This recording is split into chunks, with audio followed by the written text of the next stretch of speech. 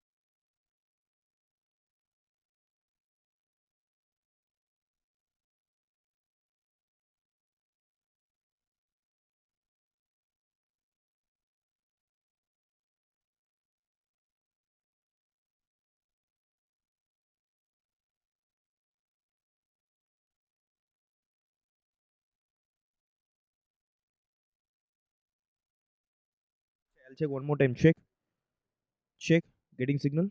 Check, check. Just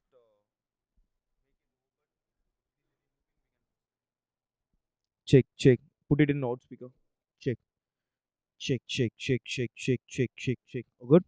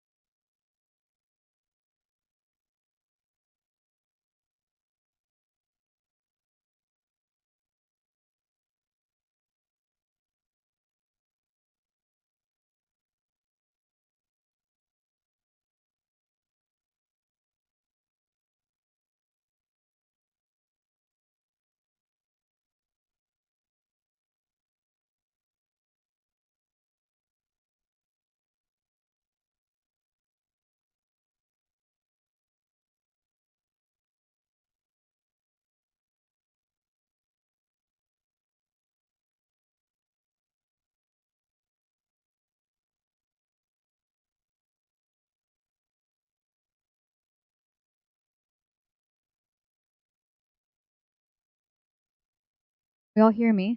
Yeah?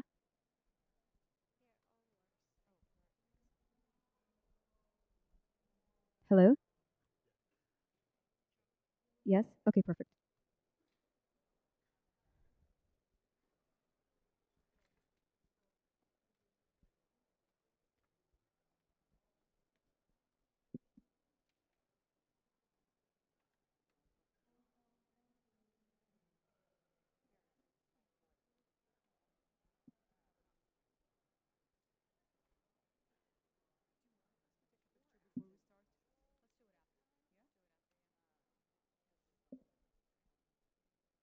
Okay, are we all mic'd and ready? Two.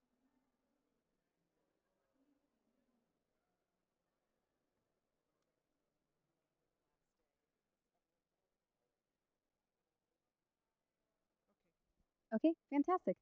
Well, first of all, I want to thank everyone for coming. Welcome, dear guest colleagues, esteemed panelists. Channel 2, bump up the volume. Sorry, we're having some technical difficulties. One second.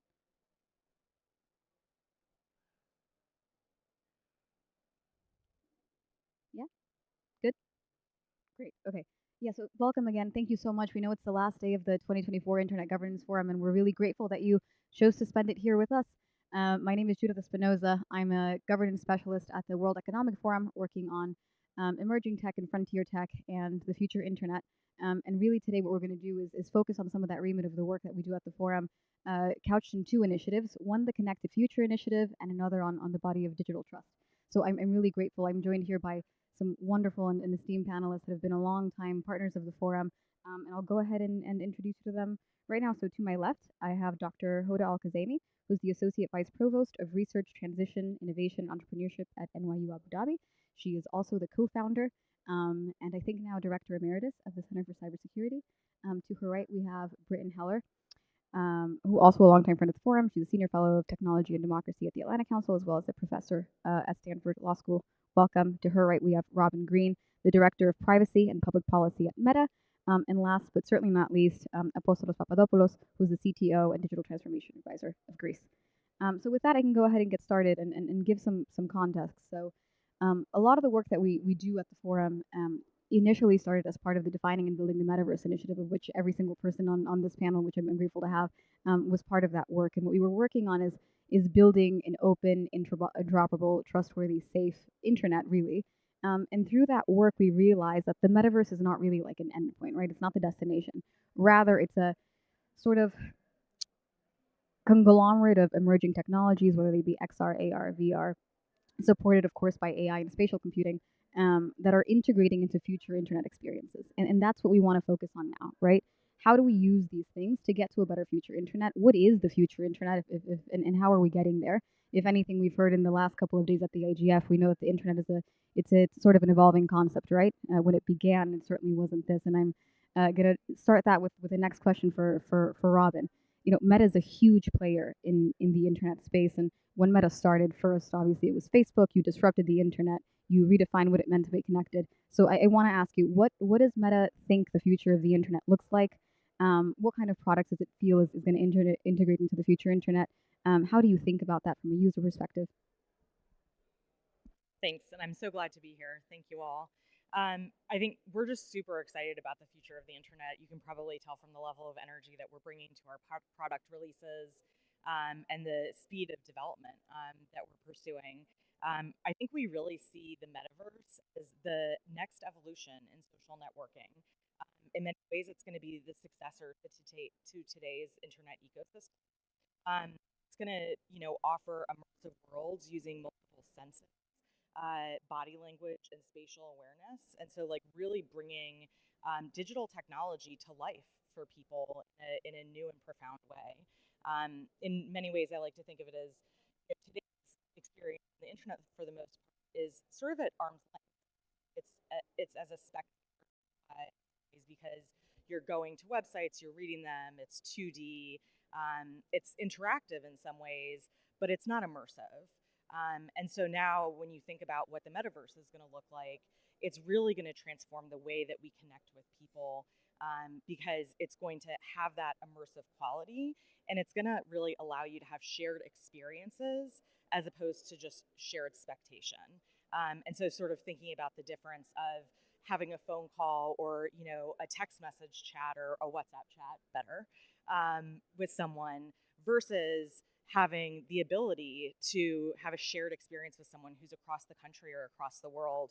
I think about the potential that this has for me to be able to see concerts or basketball games with my sister, who I live in DC and she lives in California, thousands of miles away. The future of the internet is truly going to be bringing people closer together in a more intimate way. It's really something that's going to be enhancing experiences, though. It's not going to be replacing social connection. And that's really important because I think, one of the things that people get concerned about is that, it could create parasocial relationships in ways that just don't reflect the closeness that we want to have today. The metaverse is really going to drive increased connectedness and shared experience, but it's not going to be replacing the drive to have that in-person connection. In addition to that, I think one of the things that we think is going to be most relevant, right, with the future of the internet and the role that the metaverse is going to play in that is how it's really going to impact the economy and the way that we work, the way that we learn. You can already see these kinds of advances in education, in economic development, and even in workforce training. And so that's really exciting to see the different types of things that bringing people closer together is going to allow once you add that immersive component. I think one of the other things that we are really thinking about, and this sort of speaks more to the second part of your question of what does the future of the internet look like? We're very committed to the idea of having the open, interoperable internet.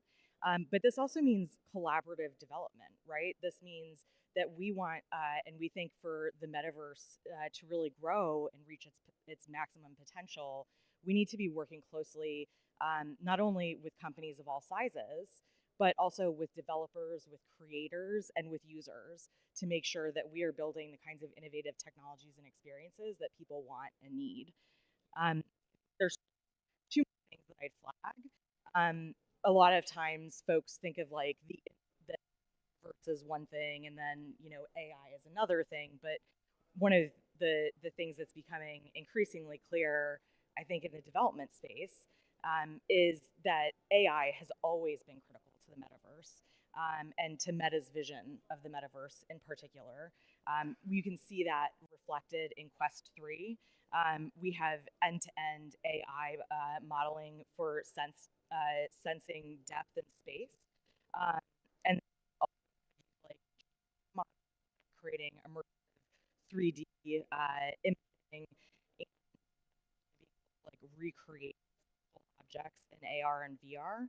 And then I think LLMs are another great example of where AI is essential to the development and growing adoption of the metaverse, where you're going to have things like virtual assistants that are extremely powerful. We're going to be using smart glasses that combine.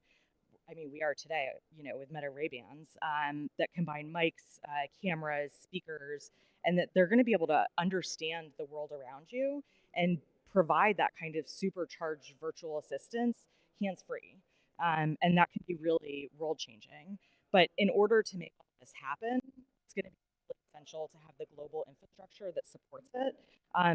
Data centers are a great example of some of the kinds of infrastructure that we're going to need. But in order to really be able to grow that, I'm so sorry. I think some people online couldn't hear me.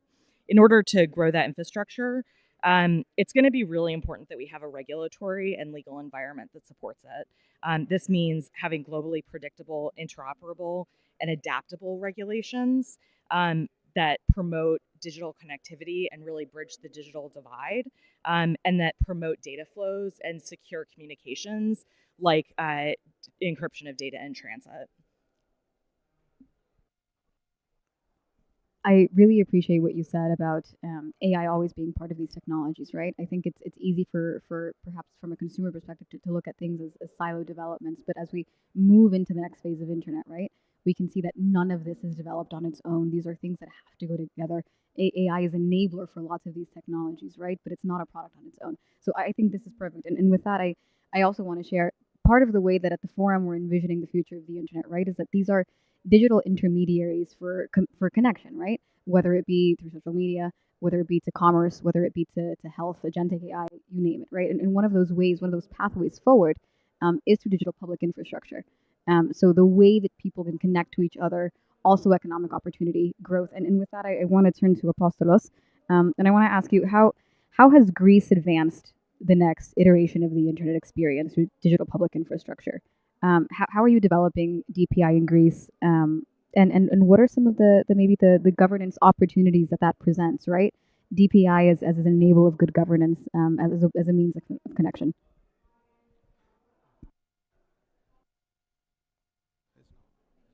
Okay. Uh, Thank you very much for your question and excited to be here. So from in the Greek context, I think the, um, the digital transformation journey of the country is in two stages, in two phases. We're currently in a stage where we are doing a lot more work in AI and working with emerging technologies. And you're talking about experiences, and I think the permeating um, word that would delineate this would be trust and directness and and transparency. So citizens would like to interact with governments and to have a direct and easy way to do that, and a way to do that in an easy way. Um, so currently, we're doing a lot of work in AI. We are doing work in LLMs. So we created a government chatbot, so citizens can interact with the government portal and figure out easy ways to interact with every service and have access to digital services. We're doing work in AI in education with digital tutoring and homework assignments. So in this phase, we're investing a lot in new and emerging digital public infrastructure, emerging technologies.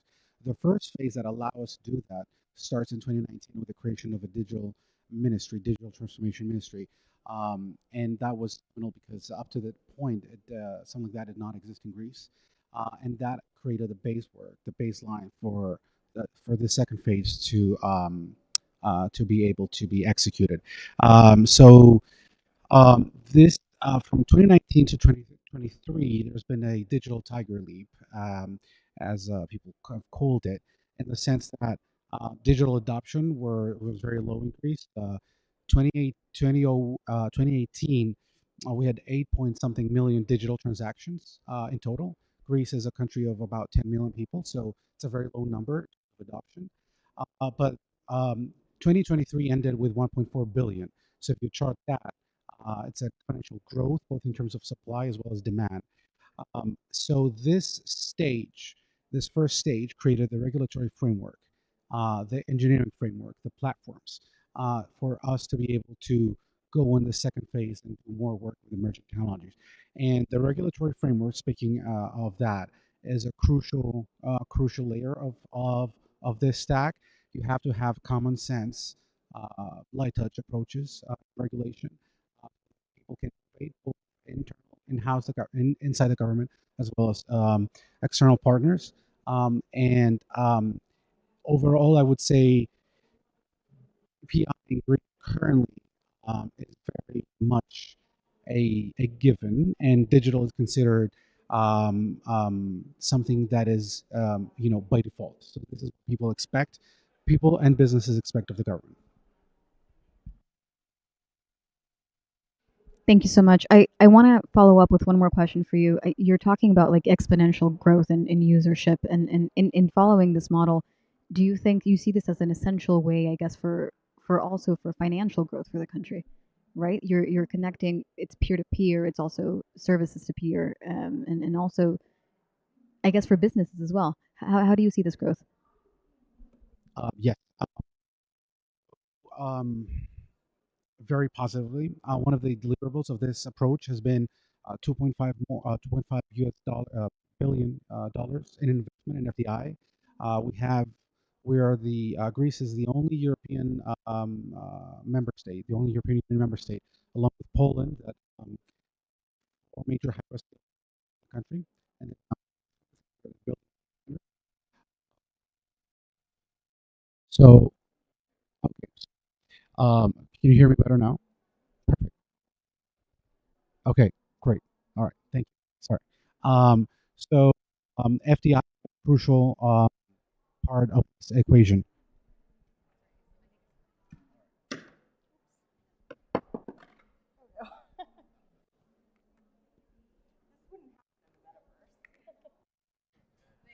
Can you hear me better? Yes, that is fantastic. Okay, so we had a microphone problem. So I was just saying, FDI is crucial and it is a direct byproduct of the strategy and of the execution of the strategy. So the Greek government has been working with international and local partners, and there has been a great synergy between all the stakeholders, and both in terms of job growth as well as in terms of investments has been a very positive story so far. Thank you so much. I with that, there's an interesting narrative that we're starting to weave here, right? Which is investment, and that leads to growth, and that leads to opportunity, and that builds good governance, right? This is an opportunity to build better governance, to build better trust among stakeholders, and with that, I really want to pivot now to Britain. We're talking about the internet evolving, and as these technologies evolve, I wonder, what do you think are the core regulatory and policy obstacles that we must overcome to really make a better internet, right? What have we done wrong? Where can we do things better? And are there really any new risks that you think regulators should be paying attention to? Thank you. Can you all hear me? Great. So I teach international law and AI regulation and have worked in emerging technologies for about 8 years now. So I'm going to give you the conclusion first. The conclusion is that emerging technologies are a constellation. And if your regulatory approach focuses on one aspect in lieu of the others, you're going to miss the bigger picture. So you have to think about the way that AI will be interacting with immersive technologies. We'll look at new payment systems like blockchain. We'll look at the new petrol of the internet, quantum computing, and seeing how all of those systems will feed off each other, will interact with each other, and how existing law may not be a clean fit for these new technologies. There are four things that I think can be valuable when you're trying to figure out this puzzle about if your existing law will fit and how to determine what needs to be addressed first in a regulatory regime. The first obstacle is ensuring that these regimes, which were designed primarily in the late 1990s and early 2000s, are adaptable enough to keep pace with the rapid evolution of these technologies. One example that I work a lot on are virtual reality or XR systems. We put on a conference at Stanford Law School last year called Existing Law and Extended Reality, because you can't just take laws formulated for 2D computing, put them into 3D spaces, and expect that they're going to work the same way. The way that you formulate jurisdiction, the way that privacy concerns operate in a technology that is different from your laptop because it has sensors that must reach out into the environment to calibrate your device. Your privacy looks different when it's not just based on the words that are going in and out of servers, when it's actually location-based and based on your biometric data. So looking at that, how adaptable is your legal system? Second is the question of cross-border regulation. And I know I sound like I'm coming straight at you from 2006, but it's a very important issue. And when you look at all of this, look at it with all puns intended as a second bite at the apple. All of the things that you wish could be different about the way internet governance works and manifests in your jurisdiction, in your company, in in your stakeholder group, you have a chance to do it differently this time. Take that opportunity. So looking at the way that data protection laws align with regulations in other parts of the world so we don't create another fragmentary regulatory landscape. And how do you create the coordination necessary to make this work across different countries? Third is a question of accountability and transparency. As we rely more on automated systems, the question of who is responsible when something inevitably goes wrong becomes much more complicated. So when I evaluate AI regulatory regimes, it's not just the robustness or strength of the laws that I look at, it's the actual enforceability of those regulations. And the way that laws that are cut and pasted from one country and placed into another legal context may not have the same impact on the ground and in the business sector based on the way your corporate laws are structured. So you can't expect the same results by cutting and pasting. And finally, in terms of new risks, one of the most pressing concerns is the potential for increased surveillance and erosion of privacy. As these technologies are evolving, you see they enable more granular tracking and profiling of individuals, oftentimes without knowledge or consent. And in new technologies where AI grows legs and walks out in the world amongst us, you need this type of information to calibrate the device. So your conception of privacy, of consent, of freedom of information, all of these things need to shift in the type of understanding that you see embedded in earlier generations of laws. Overall, regulators need to think about these risks on a broad scale, focusing on fundamental rights while fostering innovation. And the nice thing about these new ecosystems is that what is good for users is also good for human rights. So they don't have to develop at odds with each other when you're starting to create these systems anew. Thank you.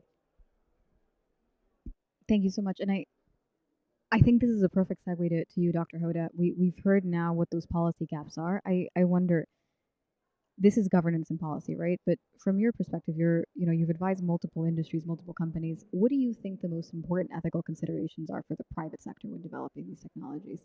How do you think that this can be built in a trustworthy way?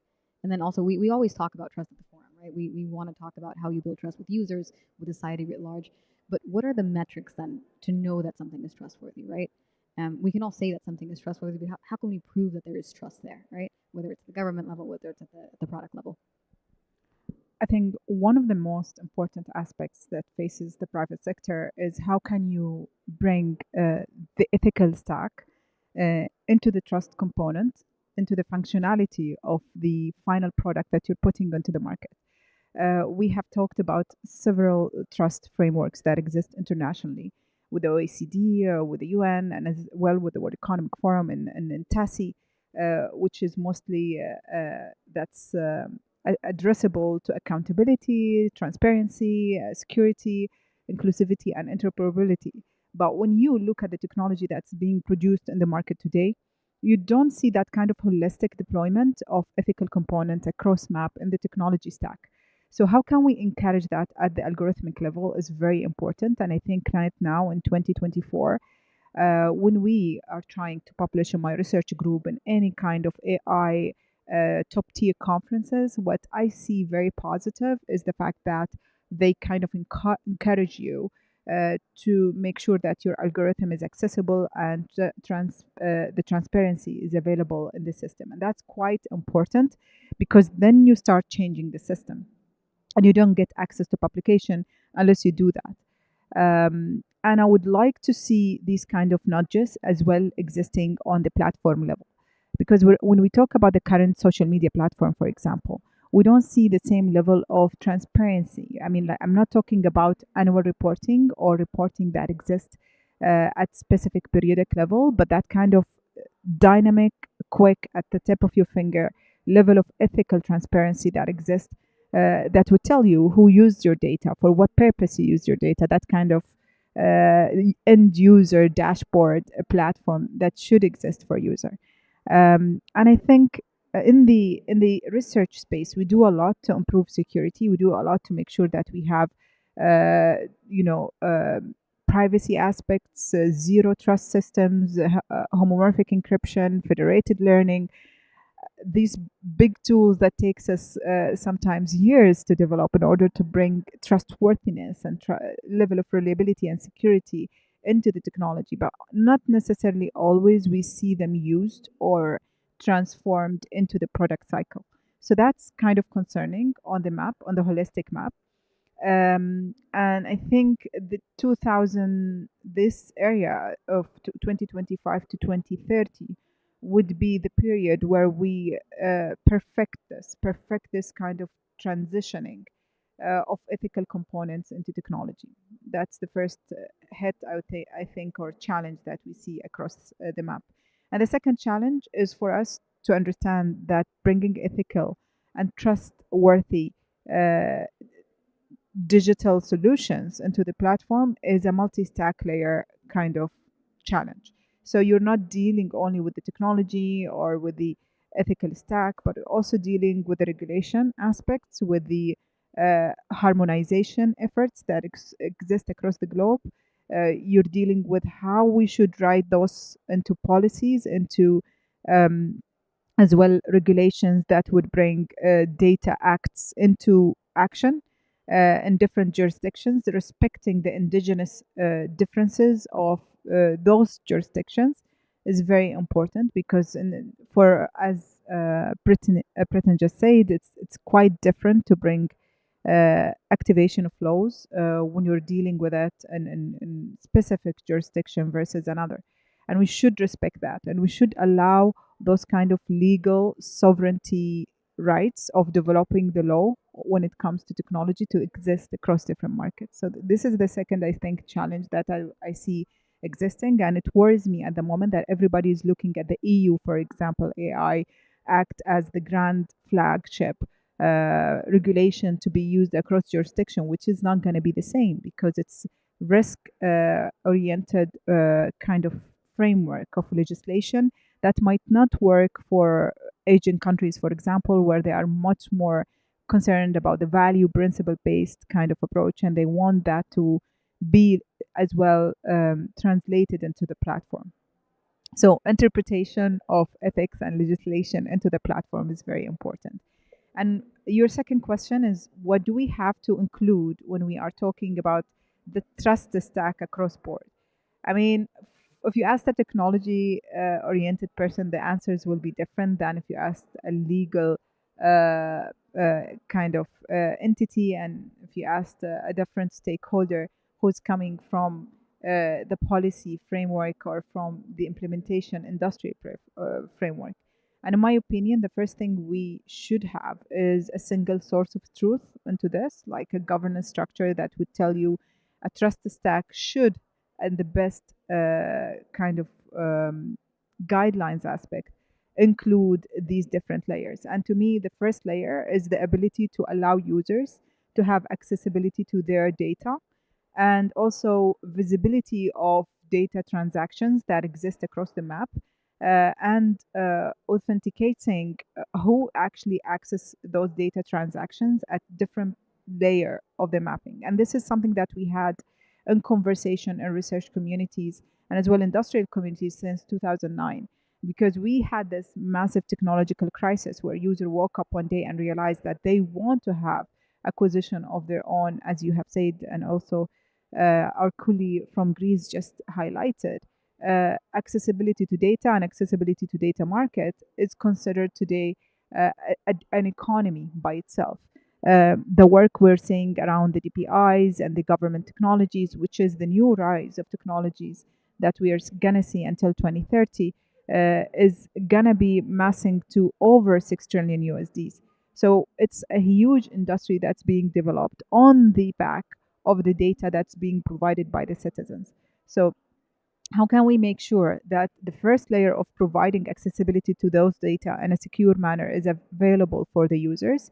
The second layer is about the security stack, and this is what we already have, and I think we've done quite a rigorous work around it. We just have to perfect the adaptability of those security stack onto different platforms, especially if we're talking about the metaverse or if we're talking about this kind of real-time transactions, then we need to make sure that they are, I would say, fast enough. They are as well light in operations to be able to be computed into different devices as well.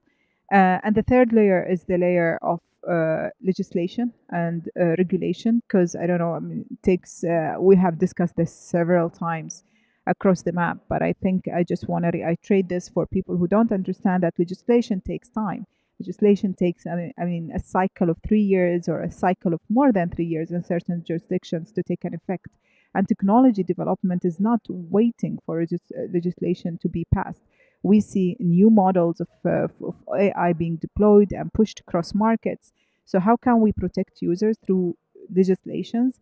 If we can produce maybe something that's faster than what we're having in the current cycle, is very important. I want to come back to a couple of your points, especially on data and open source modeling. But I want to, in the interest of time, open this up now to the audience. I want to see if anyone has any questions. We can go ahead and pass the microphone around, and I'm also going to ask that we monitor the chat online to see if there's some questions. But we have a question over here. I can pass you the mic. Please tell us what your name is and where you're from, and please address. Sure, fantastic. Thank you. My name is Ibrahim, and I'm from the Digital Impact Alliance, DIAL. We work in supporting countries in Africa deal with or develop data governance frameworks, which are in line, up to standard, with global best practices. Now, with that in mind, and Dr. Hoda, I'm looking at you for this question probably. Britain said this legal framework development is a second bite at that apple, which I think is quite exciting. But with countries in Africa, which are latecomers, but at the same time creating that, ability to drive value out of engagement with the private sector. Ibrahim, right? Ibrahim, right? Thank you so much for the question, I would say. The first thing I would say that Africa is not a latecomer into this conversation, because Africa itself have produced the first, I would say, payment infrastructure. Like within DPI infrastructure, you care about payment scales, you care about digital identity, you care about as well accessibility to healthcare services and other type of services on the platform, and regulation. And Africa, with examples that happened in Kenya, like the M-Pesa, for example, in the payment structure, were pioneering in this space even globally. So I would say, and I think it's one of the first or two payment global systems that existed. And as well, Rwanda itself at the moment is building loads of good stack when it comes to government tech.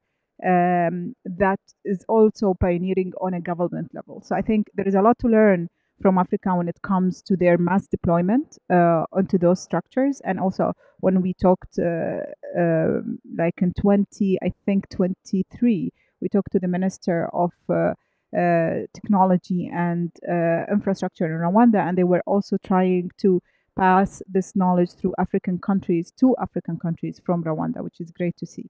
My advice when it comes to developing legislation or regulations for government technologies in general, touching emerging technologies, not just one aspect of technology, is try to embody what we have already seen in the global de facto, which is a sandboxing approach. A sandboxing approach normally is something that we see mostly in financial sectors, because you're trying to de-risk the threat that might come into the financial space from adapting a new technology or adapting as well a new emerging aspects into the mass deployment of a system. So a sandboxing approach into those technologies between private sector and public sector is quite important. And this is what we have tried to push for with the World Economic Forum in UAE as well. We have established this kind of a global trade regulatory structure where countries are encouraged to come and be onboarded on it, to understand how can they deploy specific technologies like AI into different domains, not just in the government, but as well in the public sector as well as industry. So I think learning from those global examples and building your own niche, localized example is quite important for you to understand the current pressing needs in your markets and try to keep that kind of indigenous space of solution making and build your own jurisdiction of regulations and policies, because this is something you should not, as Britain said, I do agree on this 100%. You should not copy paste from a global structure. You should try to understand the nonsense and the problems and the challenges that you have in the ground and that you're trying to solve for, because it's part of the sovereignty aspects of technology, sovereignty aspects of data, sovereignty aspects as well of the infrastructure that you will be developing for these type of technologies across the map. Do we have anyone else in the room with a question? If not, can we pull up maybe the chat from the Zoom room so we can also look at that? Okay, while we wait for that to come in, I wanna.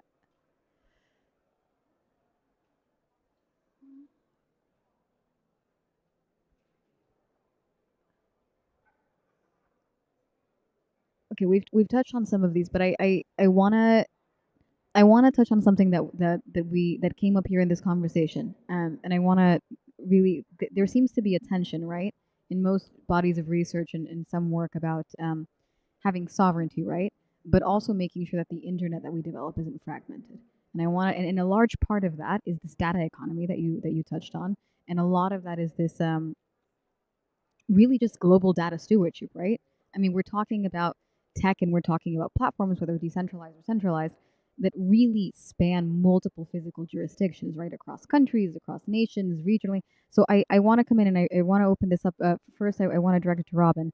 Um, how is Meta thinking about this data stewardship aspect of this technology, of this future internet? All of these technologies are sort of changing the way users either produce data or interact with data. So yeah, how is Meta thinking about this? And how do you see it maybe changing or affecting, again, building on that user trust? Thanks. That's such an important question. And I think it applies not only, when you're thinking about the metaverse and AI and things like that, but really to the way that we are interacting with the internet in general. I think we really need to get crisp on what we mean by sovereignty, right? Because there are a lot of different approaches and different definitions to digital sovereignty. For some, it can mean sovereignty of government, and often that, historically has been very territorial in nature and physical in nature. But then with the internet, that sort of shifts all of that. But then there's also the concept of personal sovereignty, digital sovereignty, and so I think one of the most important things to do is make sure that as we are, creating different governance frameworks, we're doing two things. One, making sure that they're interoperable with one another, so that we are not creating frameworks that are not compatible, so that you can't offer services, in two separate jurisdictions at the same time that are more or less the same. And so I think that's sort of one of the key things. Essential to ensuring that is making sure, as I mentioned earlier, we're promoting things that are foundational to an open, interoperable, and secure internet, in particular, the free flow of data across borders, and digital security, and broader adoption of some of the best technologies and tools that we have to augment digital security, like encryption of data in transit and data at rest. The second thing is we need to make sure that governance is adaptable. And that, is a really hard needle to thread. I think we do this in every space of digital governance, the best we can, but we're still really trying to get to good. And the reason for that is because it's really hard to know what the future is going to look like. I think, Britain was absolutely hitting the nail on the head when she was talking about how these laws that we're often applying today, that were created in the 80s, 90s, and early aughts, they don't necessarily seamlessly fit with the technologies of today. So let's take that as a cautionary tale, not only around making sure that we are not just copy pasting and making the mistakes of yesterday, but also making sure that as we're creating legal frameworks, we're building we're building them with, sorry, this keeps going out on me. We're building them with enough flexibility and adaptability, and in a way that in some senses is really technology neutral, even though we're still talking about tech governance, so that in 20, 30 years, we're not in the same position where we have a slower to develop legal framework than technology, is adopted, that really is not fit for purpose. To that end, I think, governance has to be collaborative, cooperative, and multi-stakeholder. One of the most essential things in how we think about not only product and service governance, but also just creating what the policy frameworks and legal frameworks around the world, what we think that they should look like, is making sure that we're collaborating with other private sector peers, not only within our sector, but with other kinds of companies in different sectors as well, collaborating with government, civil society, academia, and users. And I think that's, one of the great examples of why forums like IGF are so critical. It gives us this opportunity to come together and to really promote that kind of multi-stakeholderism. And then I think the last thing is, we have responsible innovation principles. And one of the things that's really important about those principles is we've developed them in a way that is meant to be adaptable in just the same way that I'm sort of suggesting our legal frameworks need to be adaptable. They're high-level principles that we have to execute on in a way that users trust. And the way that we know we're doing that right is because users are happy with it. And it's exactly like Britton said, what's good for users is good for human rights. And frankly, what's good for users and human rights is also good for economic development and digital transformation. And so our responsible innovation principles are never surprise people. A good example of that is on our smart glasses, the Meta Ray-Bans. If they're turned on, you can see a little LED light. So people will know if a person in their vicinity is using these glasses to take pictures or to live stream or something like that. And if the user actually tries to cover up the LED, they'll get a prompt that they have to uncover it in order to continue using the product as they want. In addition to that, we want to provide controls that matter. This is especially important as it applies to youth using our products. Not only making sure that youth have those controls and that we're starting with like built-in privacy by default, but also making sure that parents have the kinds of controls that they want so that they can play a really active role in guiding the experiences of the experiences that their children are having online using these technologies. In addition to that, consider everybody. Consider everybody is our third principle, and it's really meant to ensure accessibility. It's meant to ensure that this is an internet and these are technologies for everybody.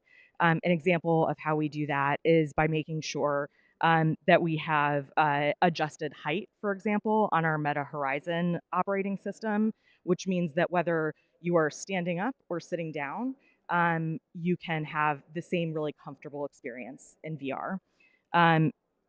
We also have a put people first principle.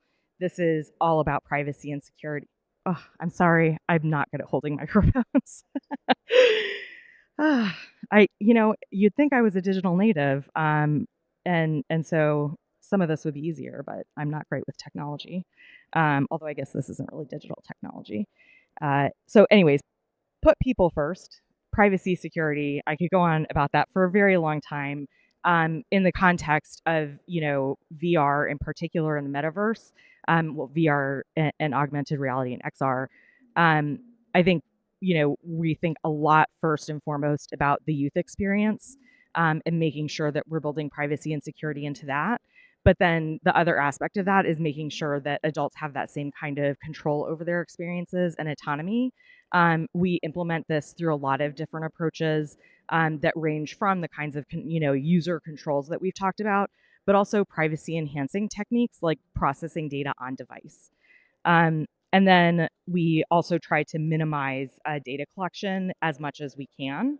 And then we do safety and integrity as one of the major things. And I think you'll notice that safety and integrity sort of principles are woven throughout some of our other principles, but it's also its own standalone principle.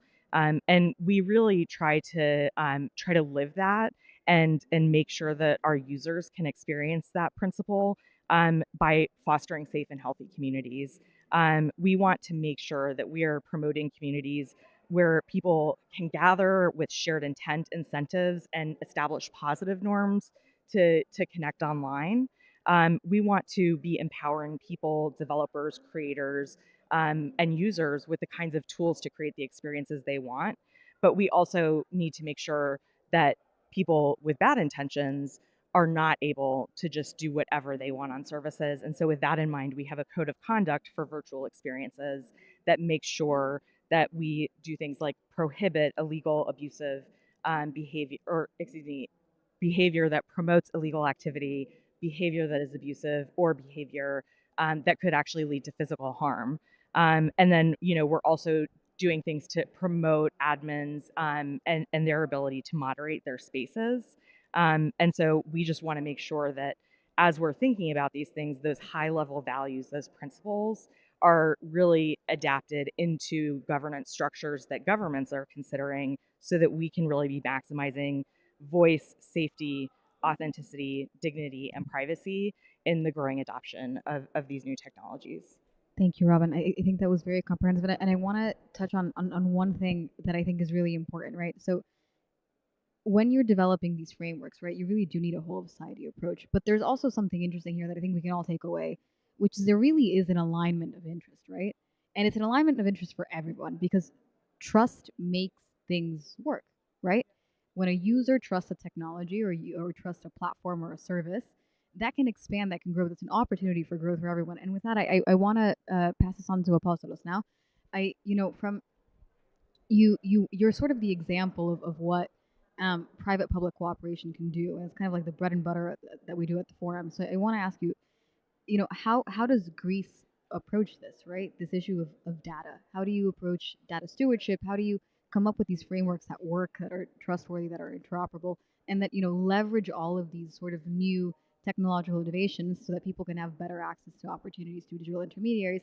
And then I'm going to pass on to Britton after that on a similar question, but I'll let Apostles go first. Please go ahead. Thank you, Judith. Fantastic question. I think in the Greek context, trust, privacy, and data security are defining axioms and characteristics of the digital transformation strategy. Um, Everything that was done and is still being done has always put users first, citizens first, their data, and everything happens with consent. So my colleagues here mentioned a bunch of great words earlier. Transparency, consent is important. So anything, anytime a digital service, whether that's commenced by the citizen or by another government organization, has to access data, the citizen has to consent to that data processing. Other than that, from an institutional perspective, when the Ministry of Digital Governance was created, the minister, it was designed that he was endowed with CIO roles, let's say. That means he or they had the unilateral power to connect any data set they want. But I think connect is the operative keyword here because it's not about owning the data sets, it's not about owning the data, it's about simply connecting different registries with the intent of producing a digital service outcome for the citizen, and the citizen has explicitly asked for that. So it's not about the government going out there on its own and processing data and creating new registries and creating stuff like that. But it's about creating the experience and creating the trust culture that people know, oh, I want to do X, Y, Z. Here's how I do it. Here's one platform to do it, and it's being done in a transparent way to me and to my understanding. Um, so trust, openness, trustworthiness are defining characteristics of the digital transformation strategy. This is good. Okay, good. Thank you so much. When when we talk about traditional digital public infrastructure, the things that kind of come up really always are, data exchange, online payment systems, and digital identity. And so, across the stage, we see how people approach that in different ways, right? Whether you're building soft digital identities and footprints through like a Meta account or your Google account or whatever it is, but these all sort of build on this aspect of connection. And I want to pass on to you now, Britton. What do you think are those gaps really? Because we're talking about theoretically, and we see this alignment, right? This is a good alignment of incentives, but what do you think is the gap there then to take us there? And then you can talk about it from a regulatory standpoint, but what do you think are the gaps there to make sure that we sort of all align and take this work forward? 3 things. Number one, I think if we are not deliberate about creating spaces for cultural engagement and education in the next iteration of the internet, that we will not have them in the same way that we did in the first. When you look at the people who created the internet, the first time, they all were professors who were trying to share information. They really privileged, they worked for government organizations. They got their funding from government organizations. With the next iteration having extensive private investment into it, it is not a natural evolution to have a cultural space emerge if civil society does not ask for it and if governments aren't aware that that is a gap. You can look at this with the metaverse where you saw certain countries starting to create cultural properties. Barbados created an embassy in the metaverse. South Korea had a widespread presence. And if you look at Saudi Arabia, there's actually augmented reality aspects of their cultural tours when you go to some of their UNESCO World Heritage sites. So you have to think about how the things that make people unique, the things that your people value, the things that make you special translate into the new mediums of computing. Second is you have to think about hardware floor, because the hardware floor for some of these new technologies is not solidified yet. What this means is that we risk creating fragmentation via technical means when we may not intend for that to happen. The example for that is Magic Leap just announced that they are going to stop supporting their first edition of their XR headset. And so all of the content that was created for the last 8 years will no longer be accessible in a matter of weeks.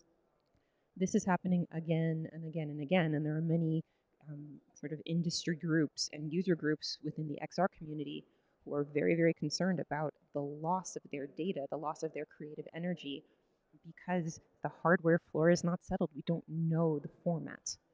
There are groups working on that now that are just starting to emerge, like the Metaverse Standards Forum.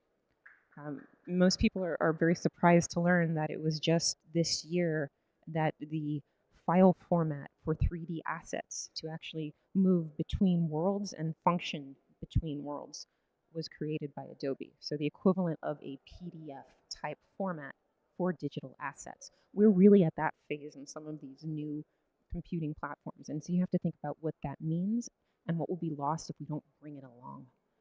I think the final piece is looking at ways that concepts like consent can be evolved with new computing platforms. I did a study that was published and presented at ISMAR, which is a big conference about spatial computing. Kind of strange for an international law professor to be there, but we were looking at different ways that the notice and consent mechanisms that you have in flat screen traditional computing could be adapted to 3D computing, and if the affordances of 3D technology meant you could do it differently.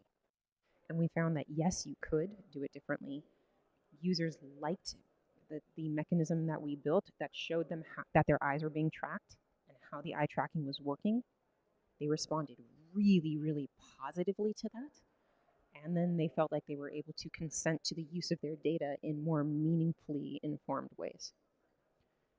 That's kind of anathema to what a lot of companies thought, that if you showed people that their eyes were being tracked, it might freak them out, to be honest. But they liked understanding what the data flows, we visualized the data flows for them and explained to them how the device worked.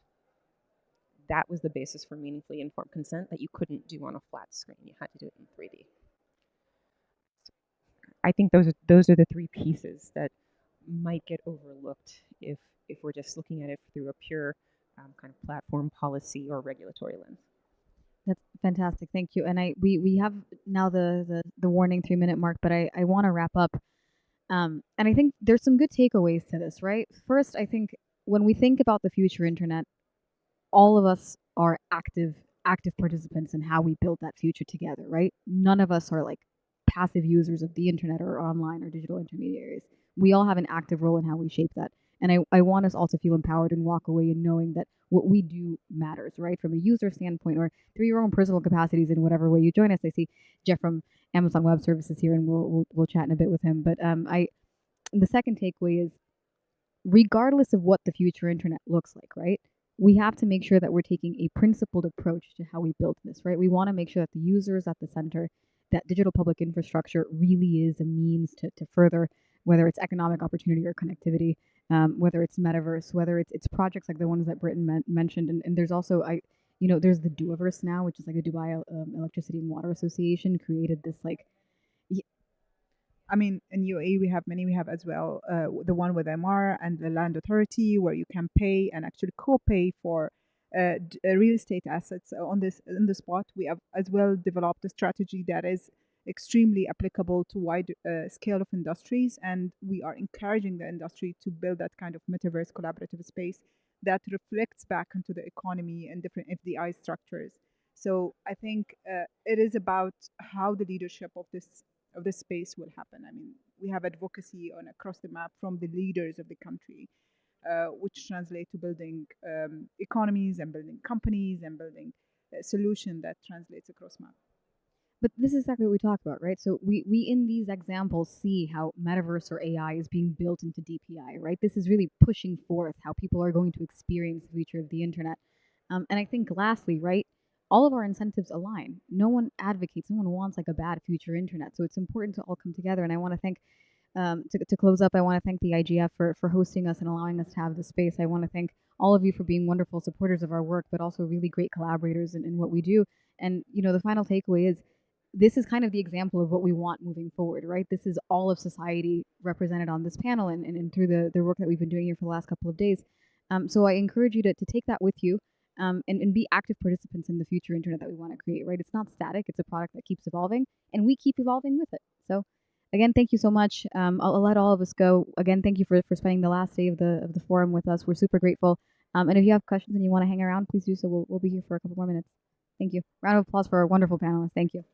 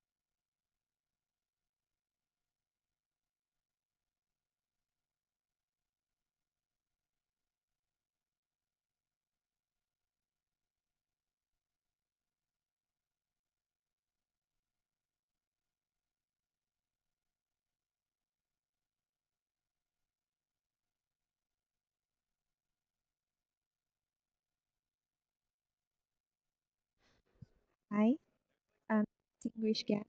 Here, this is better. You can hear. Distinguished guests, ladies and gentlemen, good morning. Oh God, I have to. Okay. Distinguished guests, ladies and gentlemen, good morning. Welcome to the 19th IGF Open Forum Technology Empowers Green Development. Okay.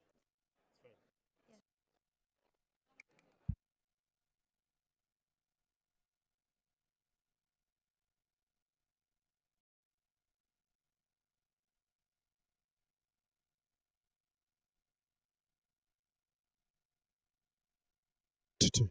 Can I check? Two. 1 2. It's fine. 1 2 1 2. 2 2 2 2. It's fine. No. 2 2 2 2 2 2 2. I just want to check if this mic is working. It's working. Okay.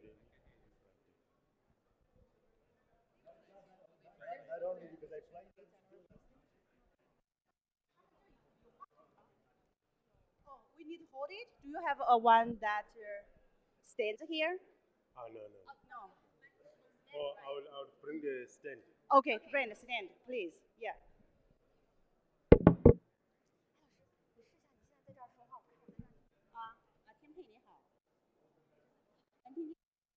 那就行。你再过去一点。龚校长好。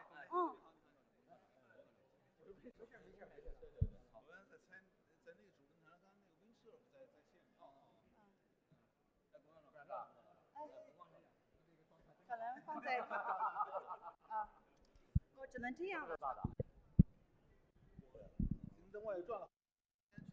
Yes。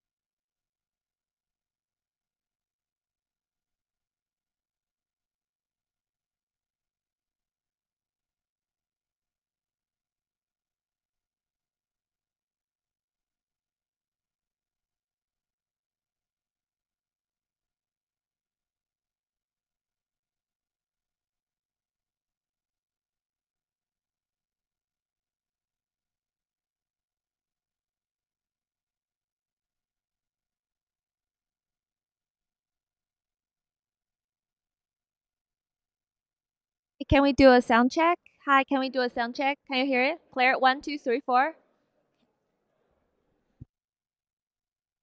can hear also from online.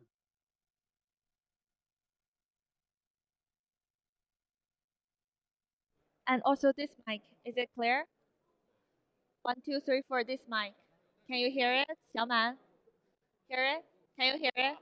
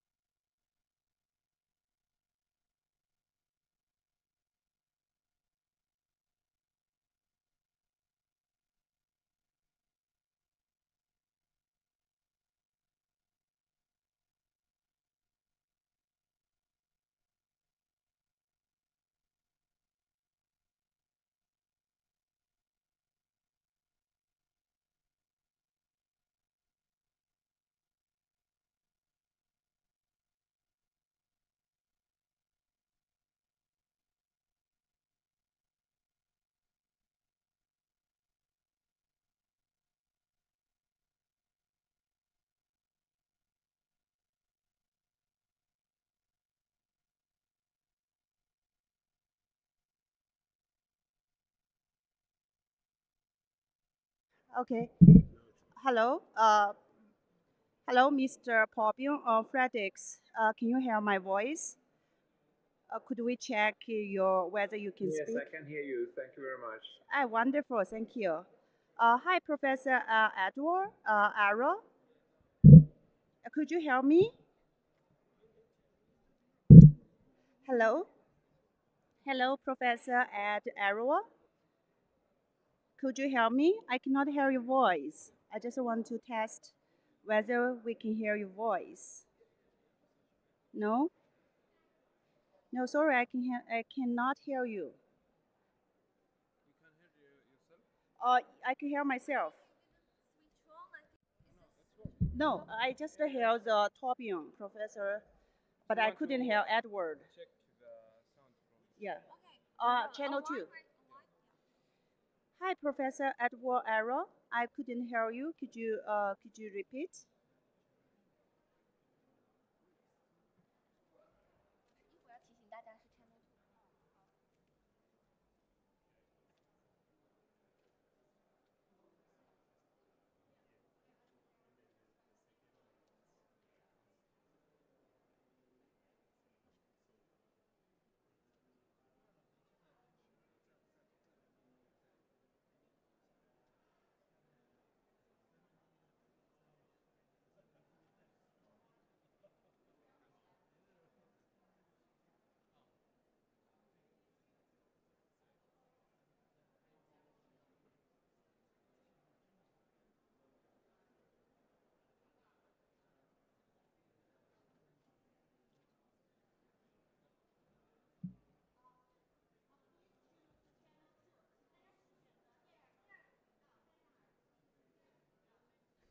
Wear your headset Yes, too. Thank I think you. you can hear, right?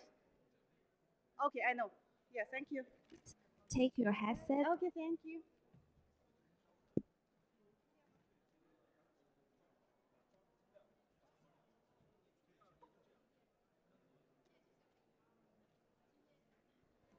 Hello everyone. Please wear your headset and turn to channel 2.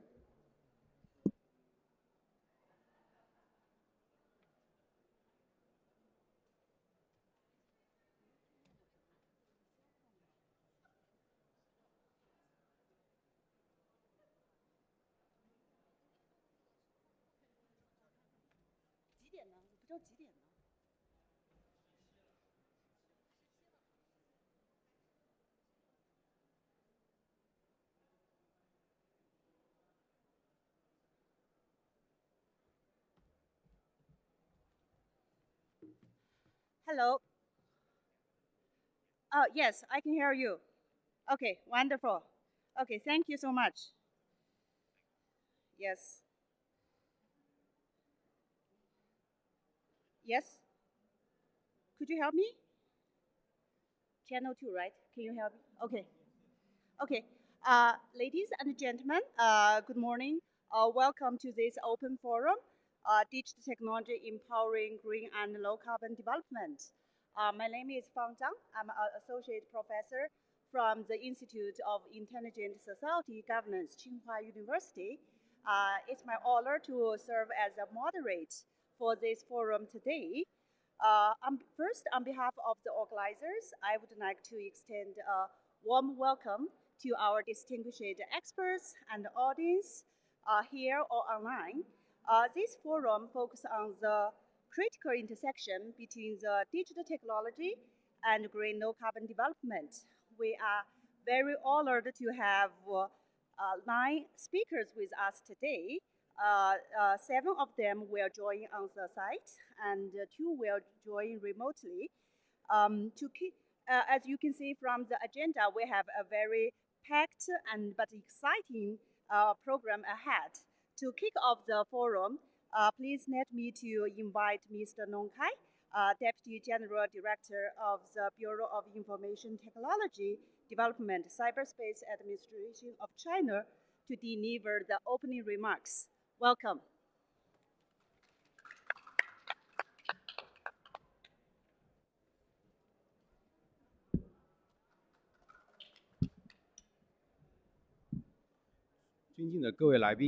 女士们、先生们，大家上午好。Distinguished guests, ladies and gentlemen, good morning. 欢迎参加第19届 IGF 数字技术赋能绿色低碳发展开放论坛。Welcome to the 19th IGF Open Forum on Digital Technology in Power Green and Low Carbon Development. 很高兴和大家相聚在利雅得。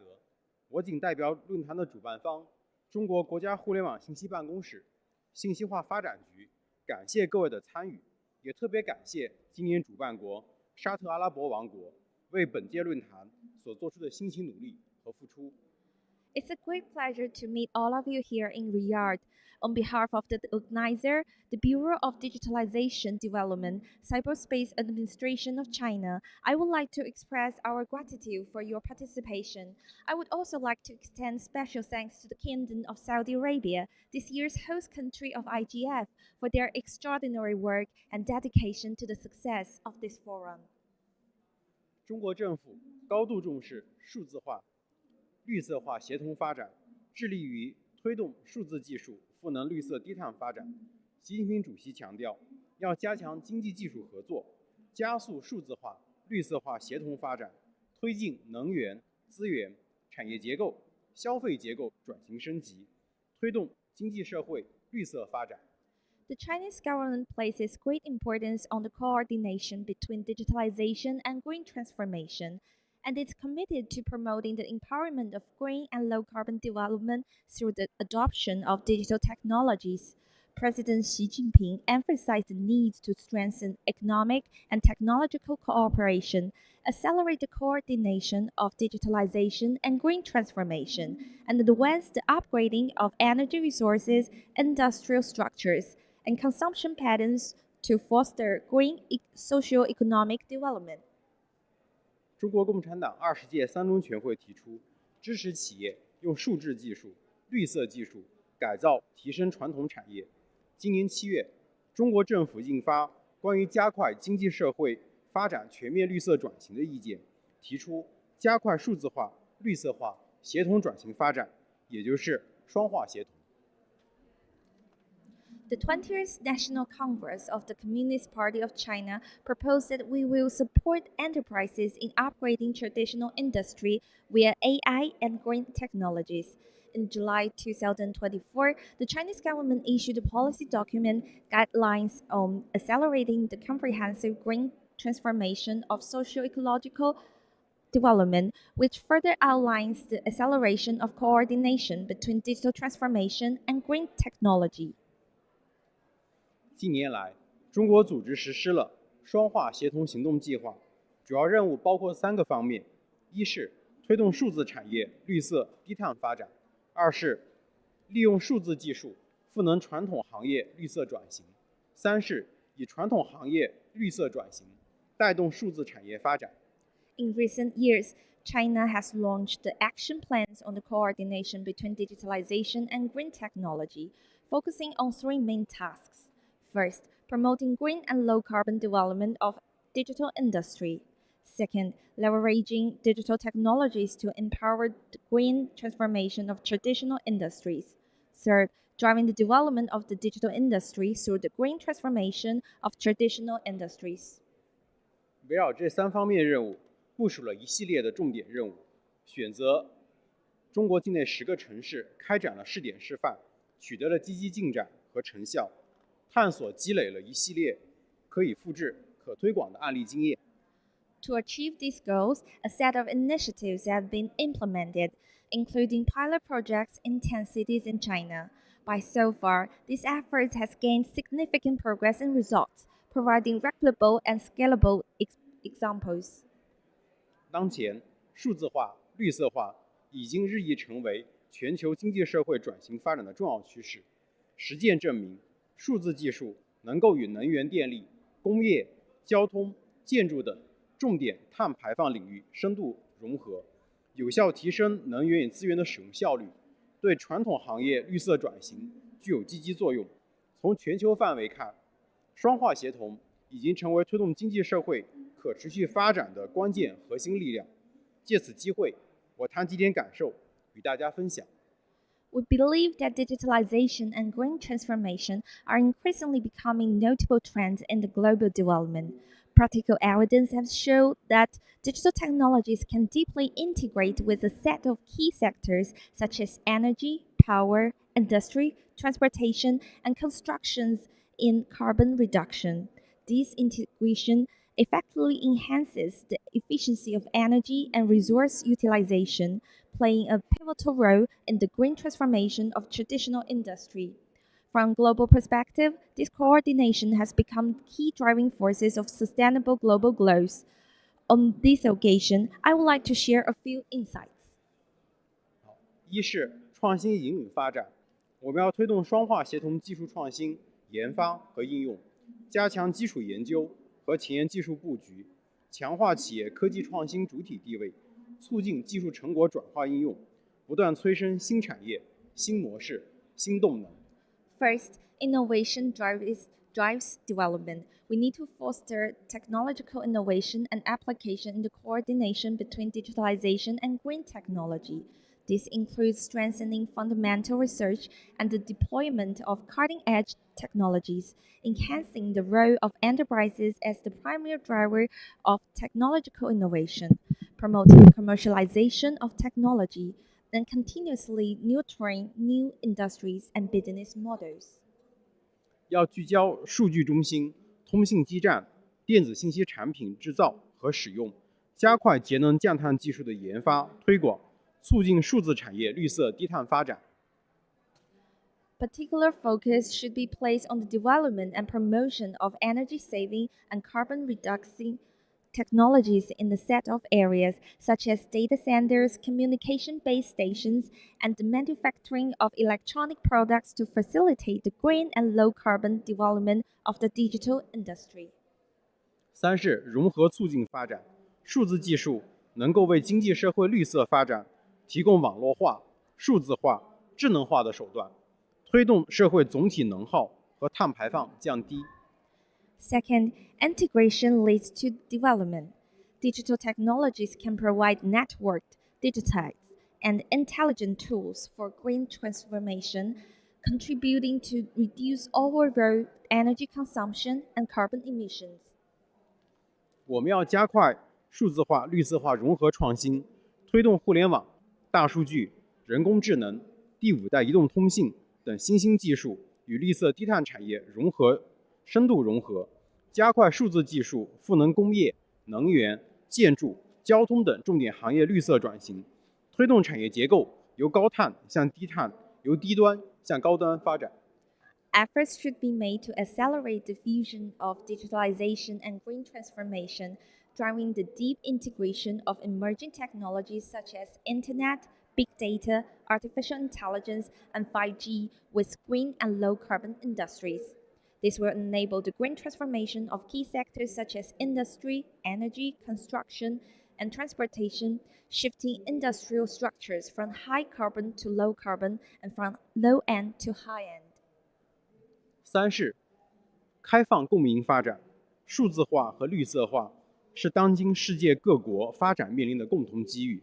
我们要持续深化拓展双化协同领域，多双边对话合作，加强双化协同领域技术规则、标准制定，推动政策沟通、科技交流、项目合作、人才培训，让双化协同成为推动构建人类命运共同体的重要内容。Third, openness makes development mutually beneficial. Digitalization and green transformation are shared opportunities for countries all over the world. We should further deepen and expand bilateral and multilateral dialogue and cooperation in this field. This includes strengthening the formulation of technical rules and standards, promoting policy coordination, technological communication, project collaboration, and talent training. We hope this will become a key element in efforts to advance the shared future of humanity. 女士们、先生们、朋友们，今天的论坛为双化协同搭建了很好的交流平台。来自全球本领域的知名教授、专家、学者、产业界企业代表齐聚一堂，希望大家深化交流，加强合作，共谋发展，共同探讨未来双化协同的最佳实践，共建美丽地球，共享绿色未来。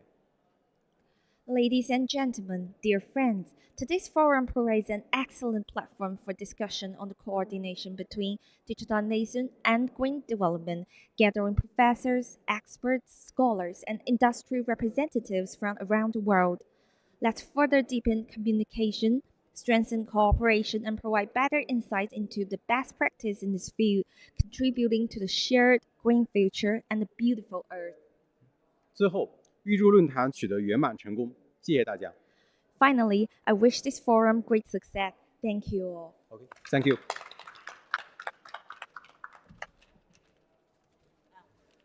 Thank you, Director Nong Kai, for your insightful remarks. Now let me invite Professor Peng Gang, Vice President and Provost of Tsinghua University, to deliver opening remarks. Please welcome.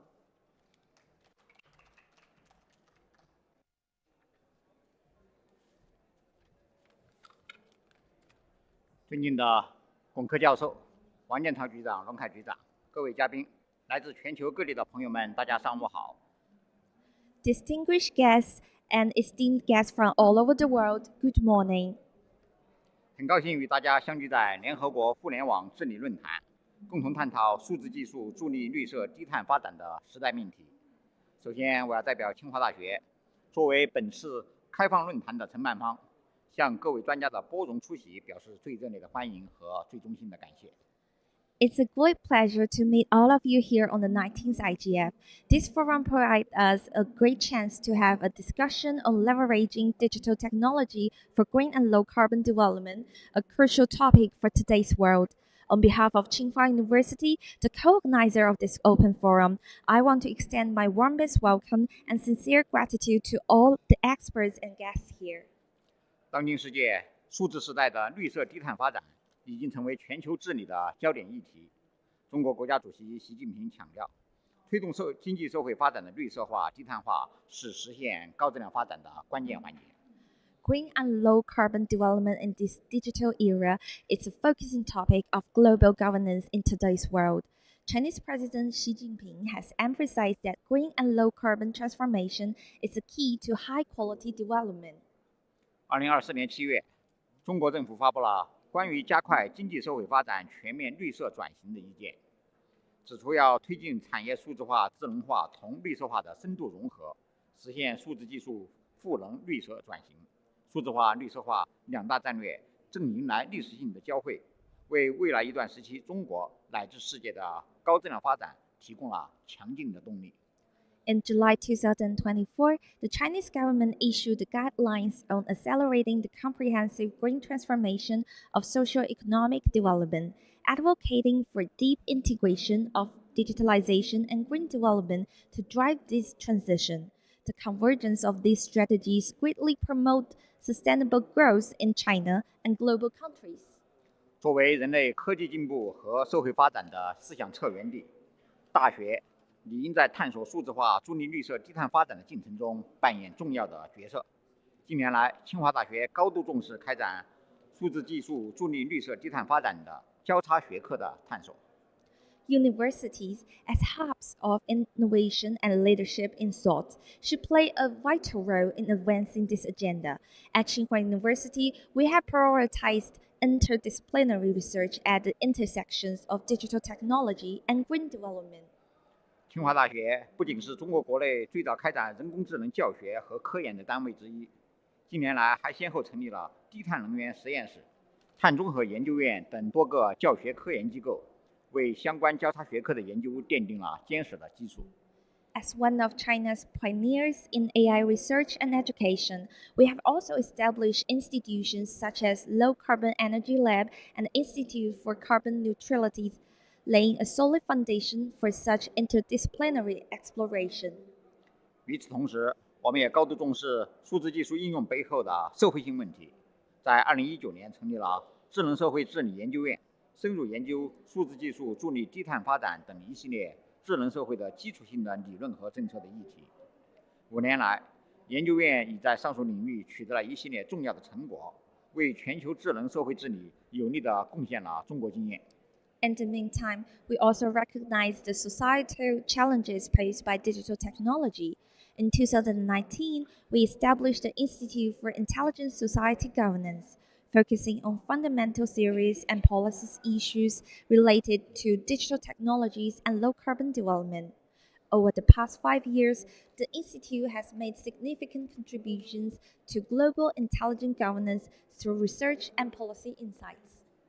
在中国国家互联网信息办公室的大力支持下，清华大学承办了本次数字技术助力绿色低碳发展的开放论坛。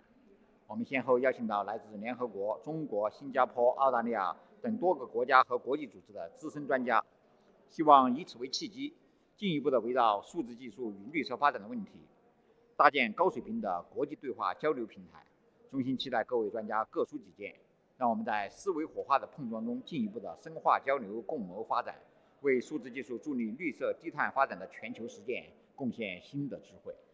With the guidance from the Cyberspace Administration of China, we are proud to host this forum, bringing together experts from the United Nations, China, Singapore, Australia, and other nations and global organizations. This forum aims to foster high-level dialogue and collaboration, generating fresh ideas and advancing global practice in digitalized green development. 借此机会，我也想与各位嘉宾交流几点建议。一是要发力在人才培养，持续的开展人工智能、绿色低碳技术、智能社会治理等交叉学科的建设，培养兼具数字技术的基础和社会人文关怀的高水平的复合型人才。Regarding this issue, I would like to share 3 key thoughts with all of you. First, we should pay more attention to the cultivation of young talent. To achieve this goal, we should strengthen interdisciplinary education in AI, green technologies, and societal governance to cultivate outstanding talent with technical expertise and societal awareness. 二是要完善交流机制，深化政产学研多方主体围绕数字技术助力绿色发展的重大理论和实践问题开展协同攻关，推动相关领域的基础研究和创新应用不断地迈上新的台阶。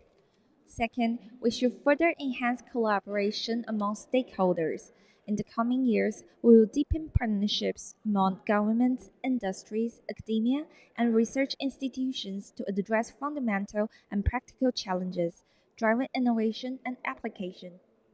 三是深化国际合作，重点推动全球各国在数字化、绿色化协同发展领域的技术共享、标准对接与资金融通，推动数字技术发展的福祉更加普惠共享。Third, we should promote global cooperation, which focuses on advancing international collaboration in technology communications, standards alignment, and financial integration. We can further make the welfare brought by technological evolution more inclusive. 最后，预祝本次论坛取得圆满的成功，谢谢大家。I wish this forum great success. Thank you. Thank you, President Penggang, for your inspiring speech. Now let's turn to our distinguished panel of experts to share their insights on the theme today.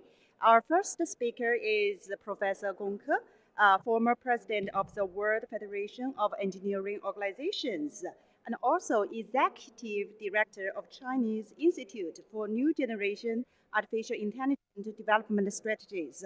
Professor Gong, the floor is yours. Thank you so much. So, may I have my slides? So, today I'm going to discuss with you 2 questions. First, here is a Internet Governance Forum. We talk about Internet, we talk about digital technology, we talk about the artificial intelligence. So the first question is, what is the overarching goal of the digitalization? What is the overarching goal? What is the digitalization we want? So the second question is how to achieve these goals. So first, now today the world is in the course of 2 transitions or 2 transformations. First is the digitalization. Because the digital technology is a technology, generative, revolutionary, general purpose technology. They change our world, change our economic life in a a profound way. But what is the purpose for this? This transition should not be a technology-centered transition, be a people-centered transition. However, the biggest problem facing to the humanity on the earth is how to sustain the human life on the earth. So here is the 17 sustainable global sustainable goals that are common goals for the humanity. These are common tasks for all countries. So the core issue of these goals is to balance the increasing of the human well-being and decreasing the natural cost. So these goals are about human well-beings, and these goals are about the natural cost. And these goals are linking the human well-being and the natural cost. So that's a core issue of the sustainable development. This picture from IPCC shows you since the Industrial Revolution in 19th century, the average Earth surface temperature is increasing. It's increasing. However, if we move out all human activities, industrialization, and so on and so forth, we have to see this change of the temperature of Earth's surface. That means that will keep in the average level as it's at it was millions of years. So the key issue is to save conditions of the Earth for the humanity, and that is the goal of the digital transition. That is the goal of digital transition. That's a human-centered digitalization. So this is not my personal opinion. That's a consensus of United Nations, the member states, 196 member states. Here I see the newly adopted Global Digital Compact by the United Nations 2 months ago. And the first sentence of this global compact is digital technology are dramatically transforming our world. They offer immense potential benefits for the well-being and advancement of people and societies and for our planet. They hold out the promise of accelerated achievement of the sustainable goals. Sustainable development goals is the goals of the digitalization. And there are some objectives. The first objective, no. Oh. So anyway, the first objective of the Global Digital Compact is to achieve, to accelerate the achievement of the sustainable. Next page, please help me.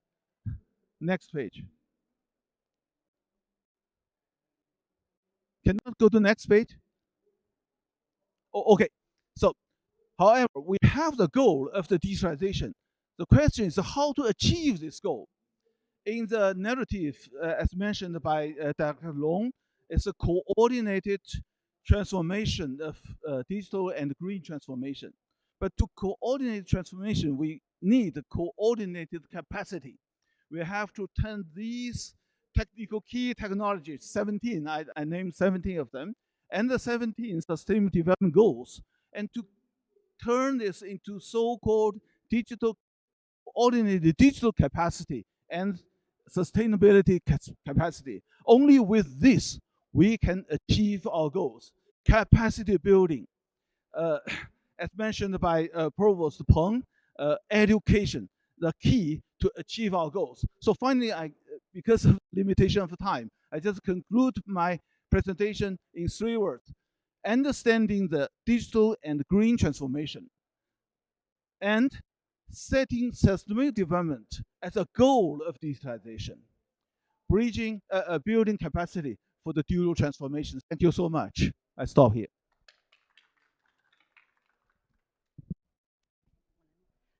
Thank you, Professor Gong, for your brilliant presentation.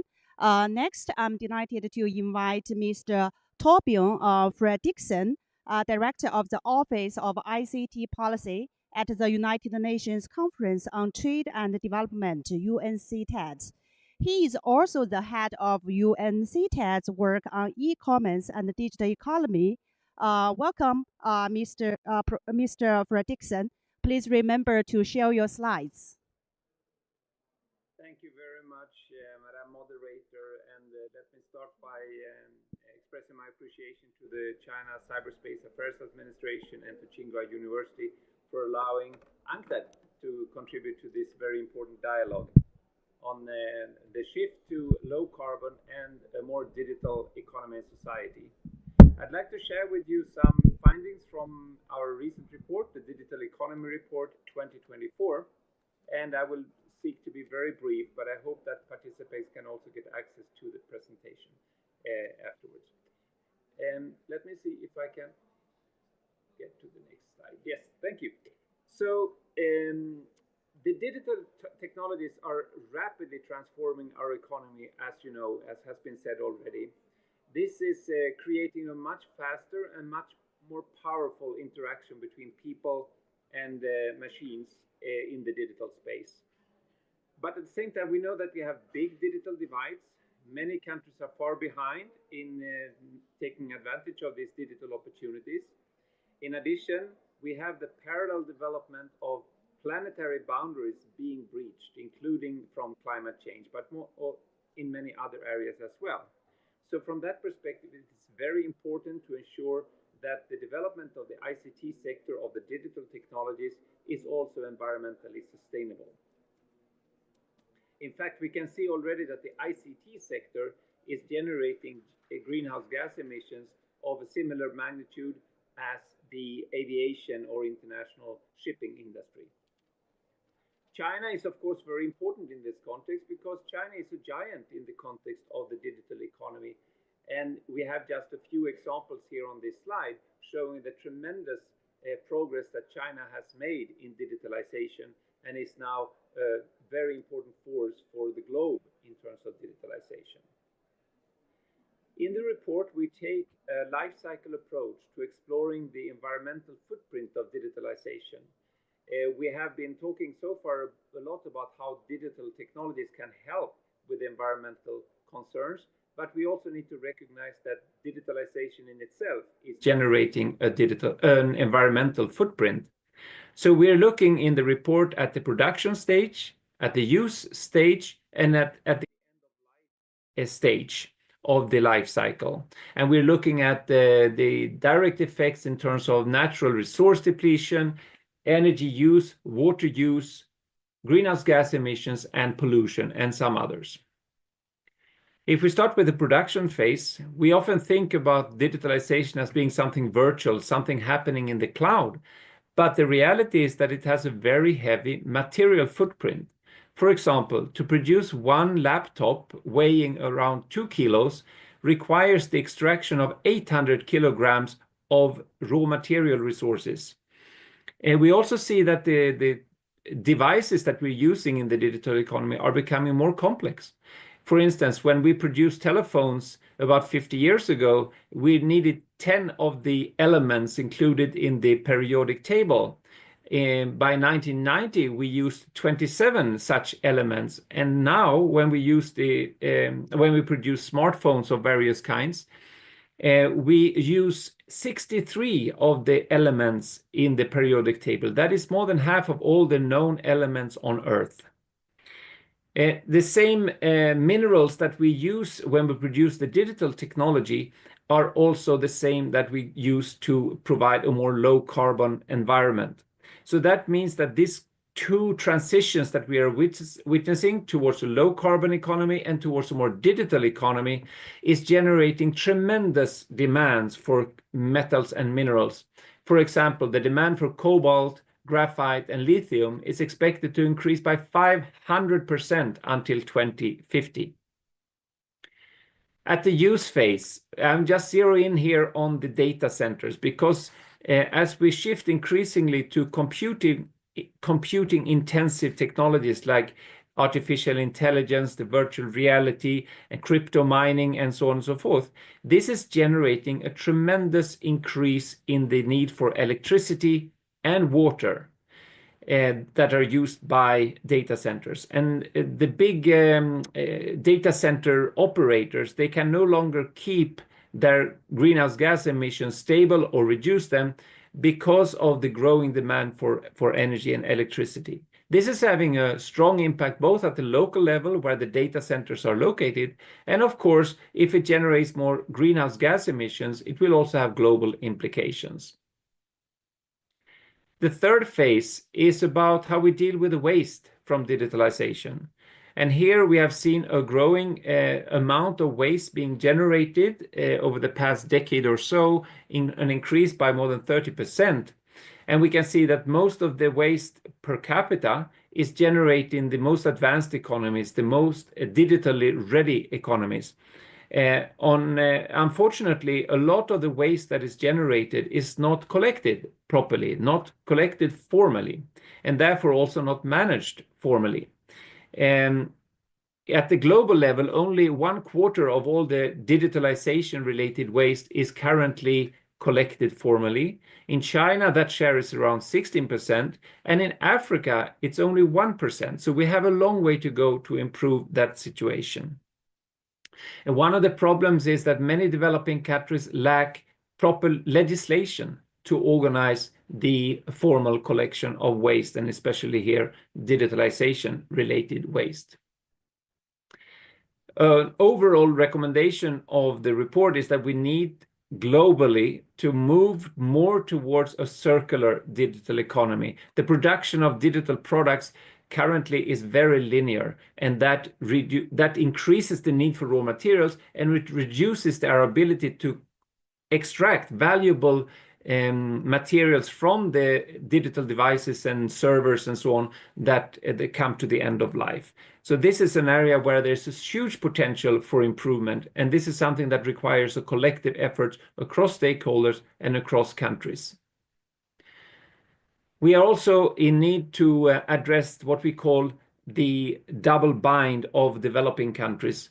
You can see that currently most developing countries have to bear a high share of the cost of digitalization from an environmental perspective, but many are not very successful in benefiting from these digital opportunities. So we need to both help countries to deal with the costs of digitalization in terms of the environment, but we also need to continue to support countries that are far behind in order for them to be able to use digital technologies to address the environmental concerns.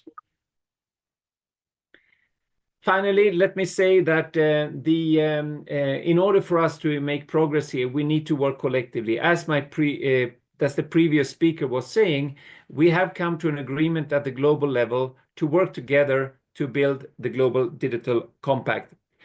We need to better integrate what we do in the digital space and what we do in the environmental space.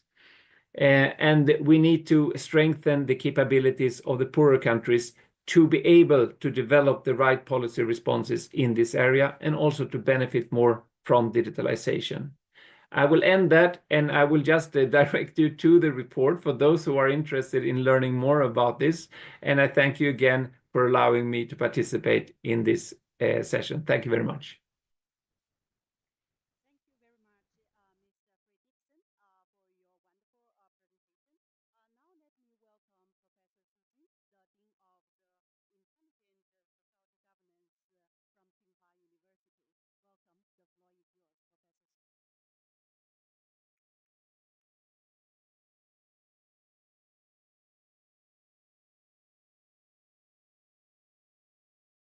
Ladies and gentlemen, dear Professor Gong Ke, Mr. Wang Jianchao, Ms. Long Kai, dear Professor Chen Gang, and Ms. Zhou Taonan, dear friends. First of all, it's my great honor to express my warmly welcome to you, to all of you. Thank you for coming. Nowadays, information technology, especially AI, is being widely deployed, bring significant improvement in productivity and allowing people to enjoy tremendous benefit. A brand new age, intelligent society is coming. But as the English novelist Charles Dickens said, it was the best of times. It was the worst of times. AI also brings unpredictable risks and challenges.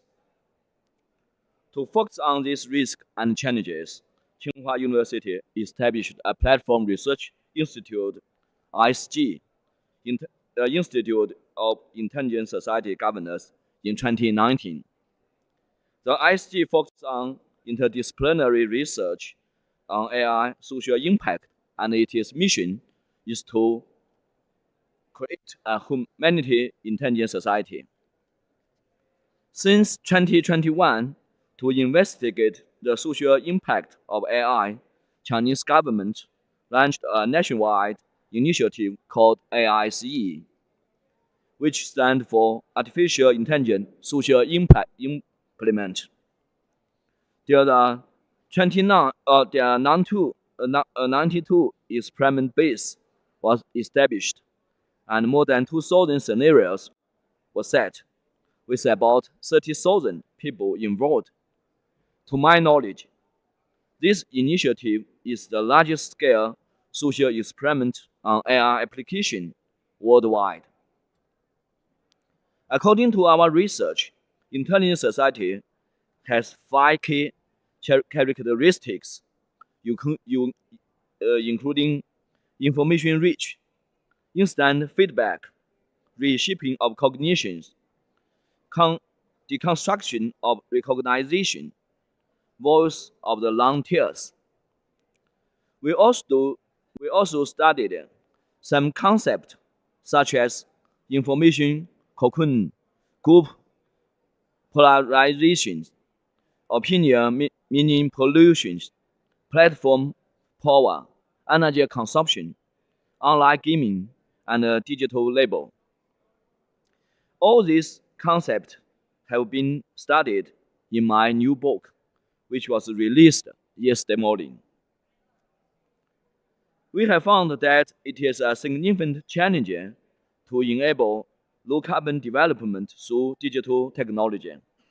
While consuming energy, AI also have huge potential to reduce energy consumption, promoting low carbon development across society, especially in traditional high energy consumption sectors such as power system, transportation system, heavier industry, and construction business. For example, in Edos, a western city in China, which is famous for its energy industry, we have examined how AI facilitated the transportation of energy industry. Our research showed that the coordinated transformation of digital and green development can reduce energy consumption and promote low carbon development. Ladies and gentlemen, the history of human society is the history of science and technology development. Intelligent society is an amazing age.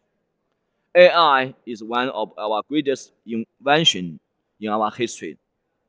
But in the future, people must not and shall not become slaves of technology. Albert Einstein, the greatest scientist, once remarked, concern for man himself and his fate must always form the chief interest of all technical endeavors. Overcoming these challenges is a tough work. As highlighted in the UN report recently, governing AI for humanity, it is not technological change itself, but how humanity responds to it that ultimately matters. Today, we gather together to show our hope and ambition for the future. Let's work together to make sure that all nations, all people all over the world can benefit from the coordinated transformation of digital and green development, and to build a human-centered, humanity-intended society. We shall do it, and we must do it. Thank you. Thank you, Professor Su, for your insightful presentation. Now let me welcome Ms. Dou Guimei, Principal of Tsinghua University Primary School, and also co-director of the National Experiment Base of the Intelligent Society Governance. Ms. Dou, the floor is yours.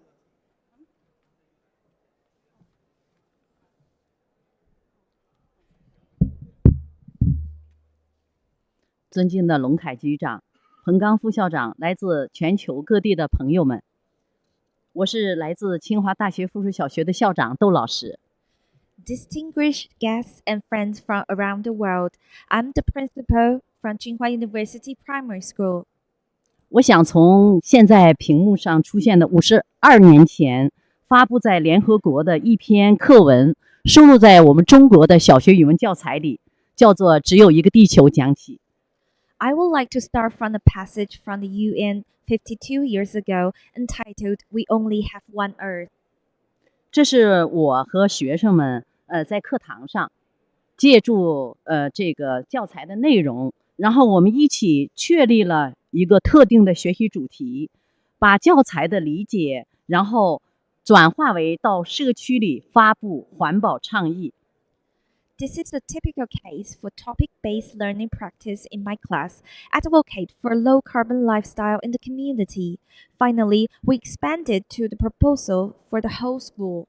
我们越来越觉得，随着社会的发展，我们的学科的学习必须和我们的实践相结合。于是，我们走到了社区，发出了倡议。我们还在开学典礼的时候，我和所有的几千名师生发出了用 AI 赋能还丁绿色低碳校园的倡议。We think that topic-based learning practice is about coming out of the classroom and apply what you learn to daily practice.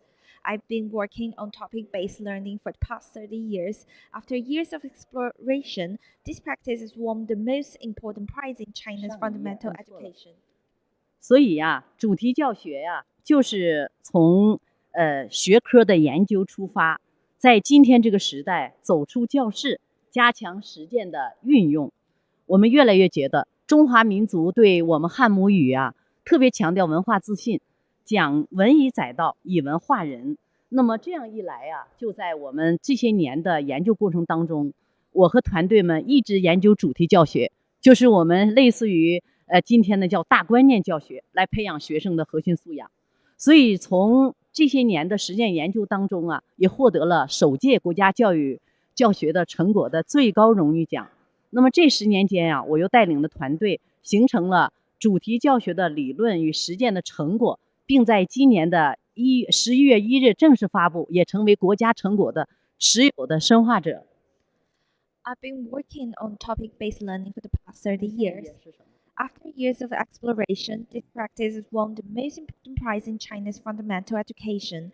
Then we still pay a lot of attention to theorizing the framework for topic-based teaching and collect a set of work pieces.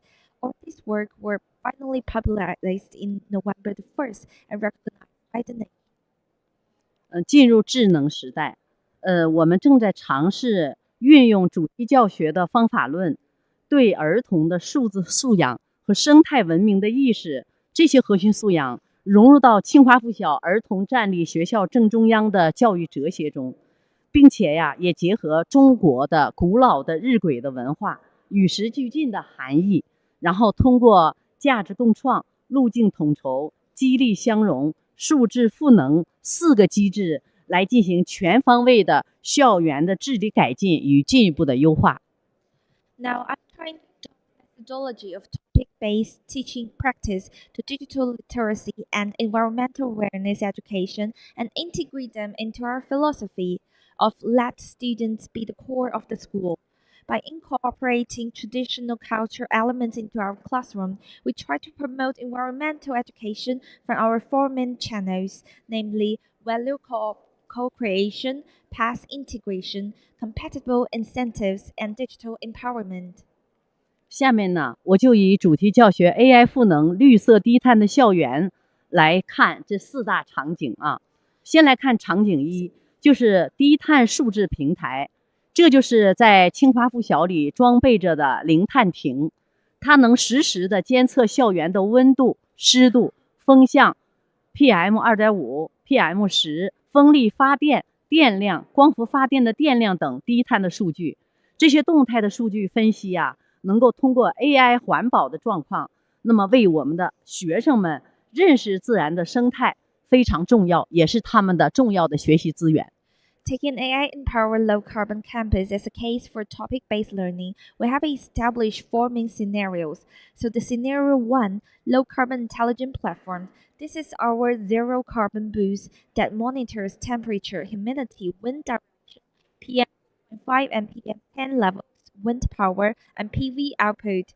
This allows us to dynamically assess the school's environmental status and become the learning material for children.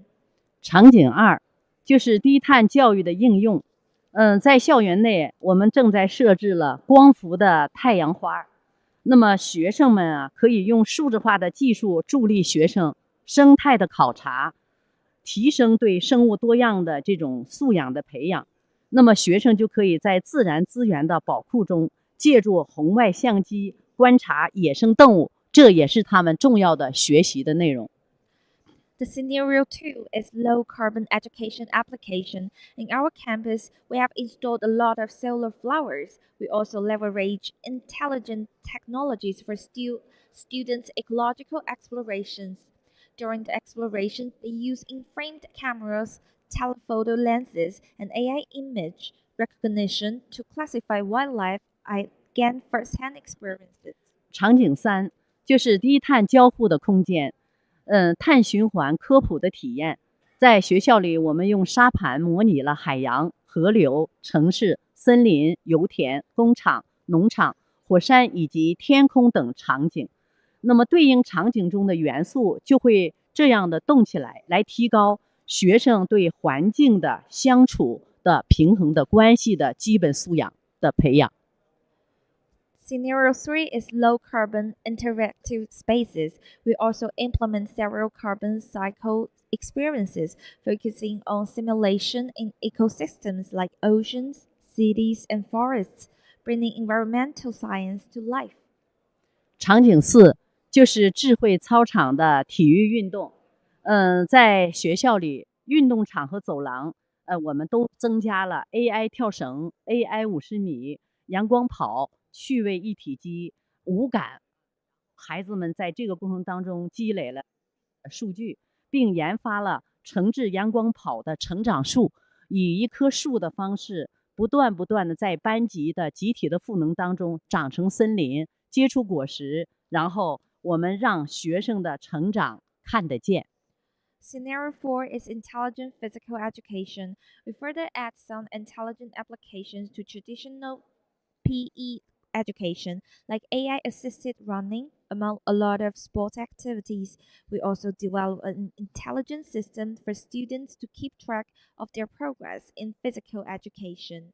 所以在 AI 时代，如何处理好小学生的生命的饱满的成长和我们这个时代的相处和和谐？所以我们在开学典礼的时候，这份倡议书呢，我今天也带来了。我想代表全体的这个师生的学生，能够在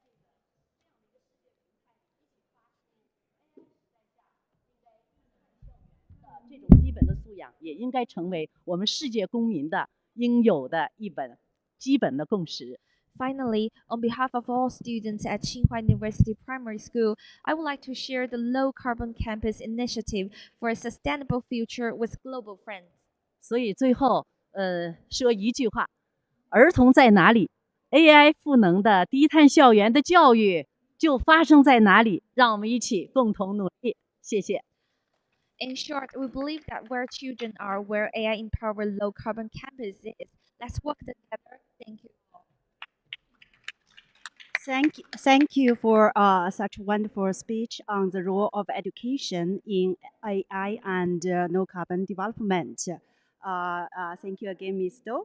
Next, I would like to invite Professor Edward Arawa, former Vice Dean and Director at the Lee Kuan Yew School of Public Policy, National University of Singapore, to deliver the speech. Welcome, Professor Arara. Please share your slides.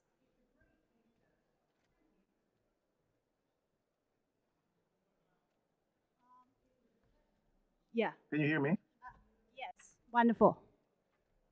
Thank you, Professor Fang, and to colleagues at Tsinghua University for this invitation. I am honored to speak to you today on the topic of modeling clean energy transition using AI, which is the current project of my interest.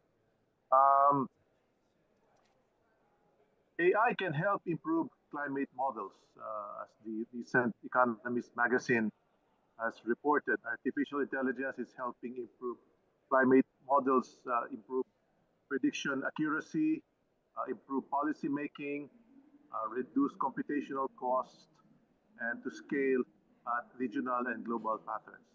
But my focus is not on climate prediction, but on how can we use AI to help us create better models for energy transition. So I created a model on clean energy transition. In this model, you have the dependent variable, clean energy adoption, as a function of policies, infrastructure, fossil fuel risks, and other variables. I'm still working on this paper, but basically the idea is how to use AI to do a complex modeling of this clean energy transition. The idea here is that this energy transition depends on so many factors, and governments and donors and agencies, UN agencies, should be able to pay attention to these variables. So one important factor to monitor is the policy support for clean energy transition, the readiness of national infrastructure in terms of the grids, storage, and offshore facilities, the fossil fuel risks, such as the volatility, supply security, geopolitical risks, and the risk of declining investments in fossil fuel. Then, of course, you have the issue of availability of financing for clean energy, especially for developing countries. Then you have the issue of the grid, electrical grid. Are they ready to be integrated, especially for renewable energy like solar, wind? Then you have you need to look at market maturity. What is the level of competition and openness in the energy market? Then you have to factor in social acceptance. Do the people accept clean energy? Then you have to look at carbon pricing regulations, carbon taxes and emissions limits, nationally determined contributions. You have to include that in the model as well. Then you have to also look at, include in the model, the rate of technological innovation, such as advancements in solar panel, wind technology, the efficiency and storage of batteries, as well as developments in nuclear modular reactors. Then you also have to look at energy demand, which is a function of economic growth, and then the demand for clean energy over time. And so what I'm trying to say is that those of you who are interested in the audience to collaborate with me on this project, how can we use AI to do a complex modeling of this clean energy transition, you can get in touch with me. That's all I wanted to say. Again, thank you to Professor Fang for this kind invitation. Thank you. Excellent. Excellent. Thank you, Professor Eduardo Araro. Now, next, I would like to invite Professor Salva from the School of Business at Queensland University of Technology. Welcome.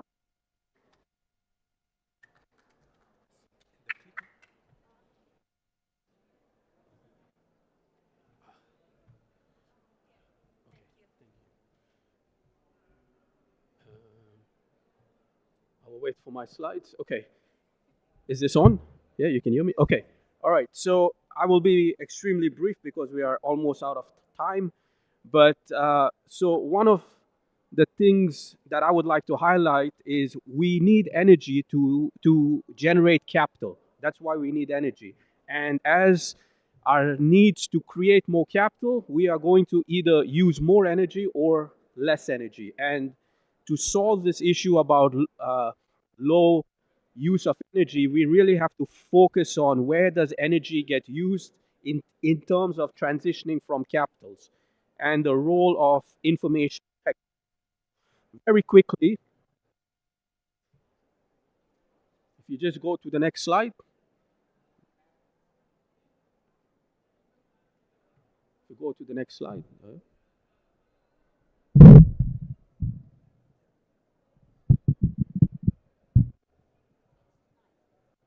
Oh, no. Okay, so this is a project that we have been working on where we are modeling how do you transition from these various issues of capital. So there's economic capital, there's human capital, there is natural capital, that's the environment where you draw on resources or you can regenerate. There is also organizational capital, that is your government, your businesses. There is social capital, that is what keeps a society cohesive and organized.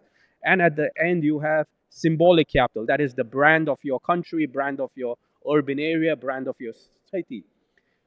So you can view this as an input-output matrix. Basically, you are exchanging one form of capital for another, and you are really trying to solve for efficiency. So your capital inflow and your capital outflow. And hopefully, the more outflow you have and the less inflow, the more efficient you will be. I will not go into this, but we have modeled all of this and the role of cognitive computing technologies to help you get more efficient and use lower energy. So give you just a couple of examples. We have used digital twins to be able to analyze what are the inefficiencies in moving capital from one place to another. Okay, in terms of moving capital, because if you can model how capital moves, then you can increase the efficiency and use lower energy. Another way is you can actually understand what is inhibiting the movement of capital. So here you have two different images where you just strategically relocating and using information technologies, you can increase capital intensity. Here is an example of how AI is being used to regenerate capital so that you are recycling, and it goes back to the comments made earlier about circular economy. And just one more, here is where you can map using cognitive computing technologies where your capital needs to be upgraded or maintained before it loses complete value. So how do you do that? I'm happy to share more examples of these projects we are doing across the globe. And with that, thank you very much. Thank you, Professor De Souza. Now, let's welcome our last speaker, Ms. Zhou Chaonan, the chairperson of Range IDC. The last but not the least, the floor is yours.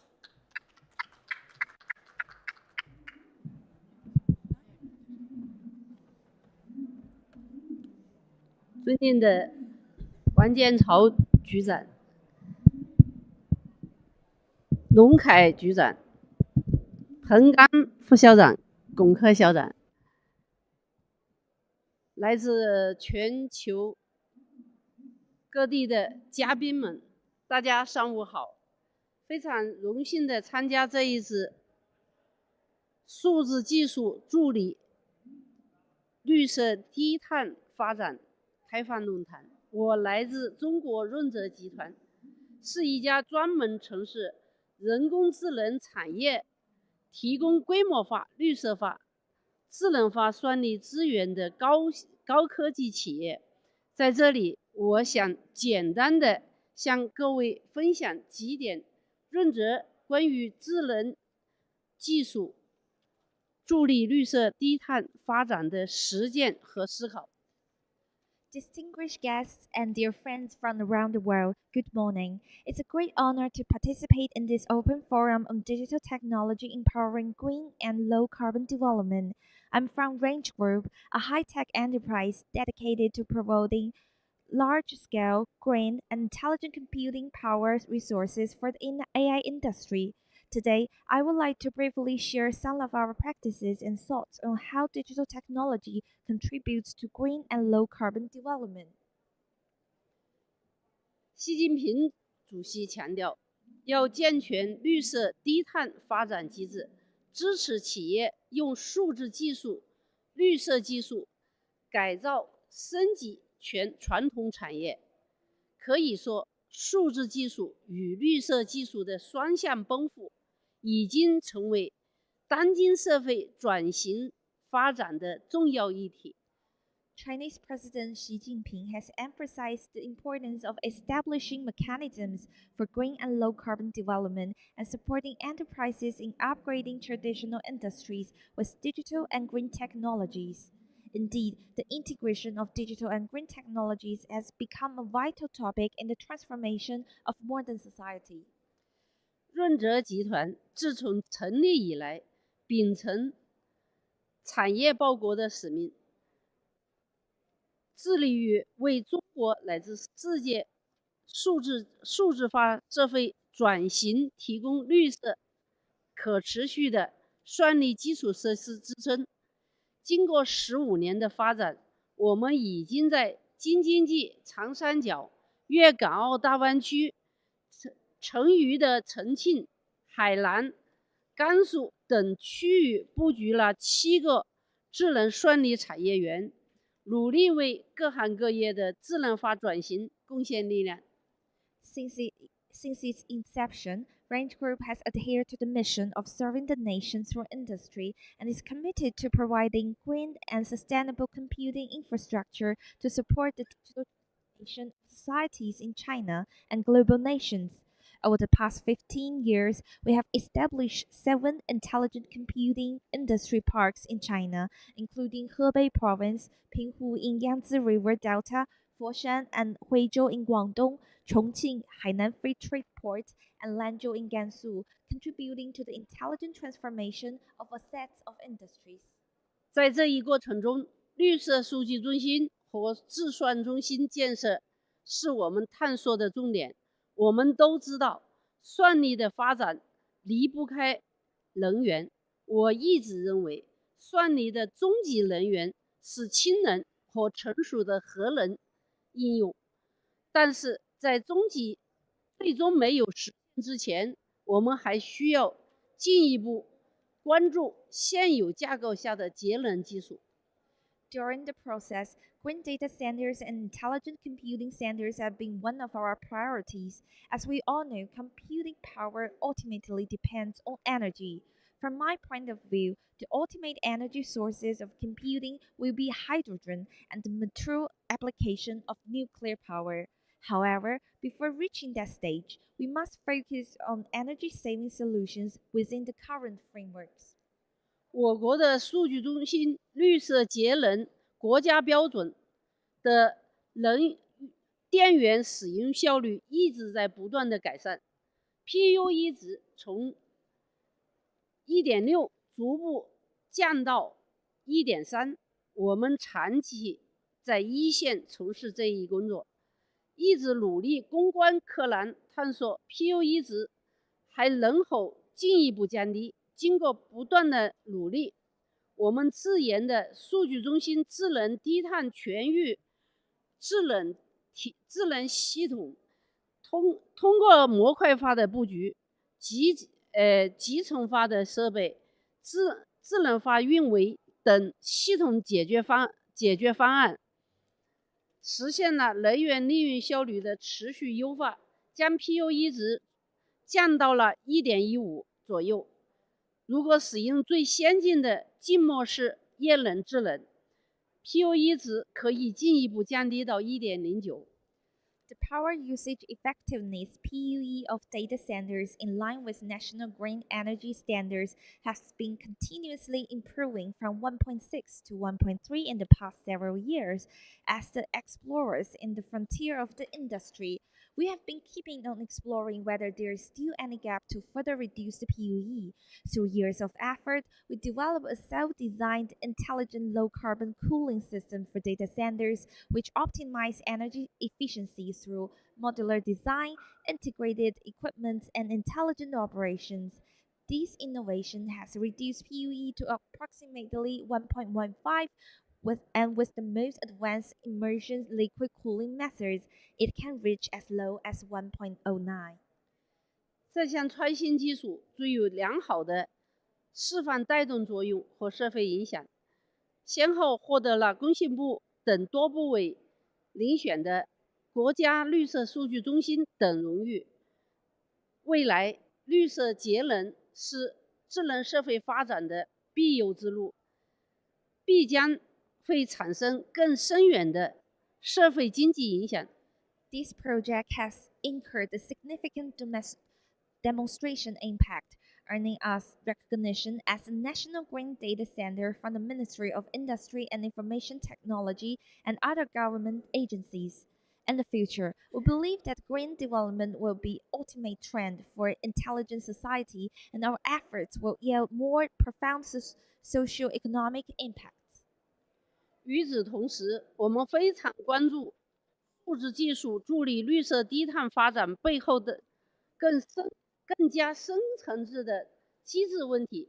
为此，我们与清华大学联合成立了智能社会研究院，希望更好地利用清华大学的多学科和润泽集团的技术与实践优势，围绕数字化、绿色化、协同发展以及智能社会转型相关规范标准等问题，联合推出了一批前瞻性、规范化、标准化的系统性的工作，并不断深入研究与迭代。未来希望能够借助联合国互联网论坛等多边国际会议的场合，和各位朋友进一步交流我们的经验成果。In the meantime, we aim to address deeper institutional challenges behind digital technology's role in green and low carbon development. To this end, we have co-established a joint institute on intelligent society research with Tsinghua University, hoping to better leverage both Tsinghua University multidisciplinary strengths and Range Group's technical and practical expertise. We have initiated several forward-looking projects focusing on the coordination between digital and green development, standards for intelligent society, and among other important issues. In this future, we look forward to sharing our insights on important global platforms like IGF and engaging with you all on these crucial issues. 谢谢大家，希望我们一起努力，更好地为数字社会发展助力绿色低碳发展的伟大事业贡献力量。Thank you. 同时，我想请大家看一个我们的算力大科学装置的推出。Thank you. 一个视频，2分钟。Let us work together to contribute to the great cause of empowering green and low carbon development through digital technology. And I would like to share a 2 minutes video with all of you.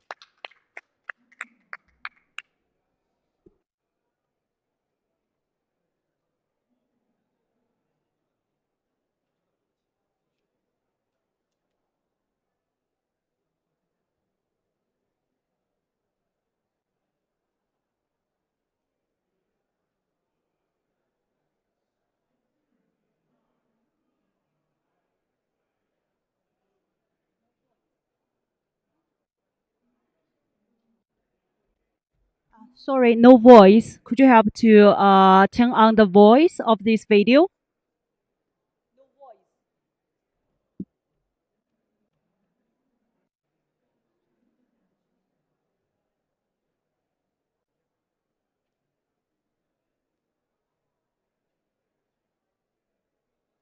润泽 AIDC One Pro Max 可以在100米范围内实现11万颗超级芯片、13万颗先进芯片、21万颗普通智能芯片、30万颗智能推理芯片等不同类型芯片的网络集群组件。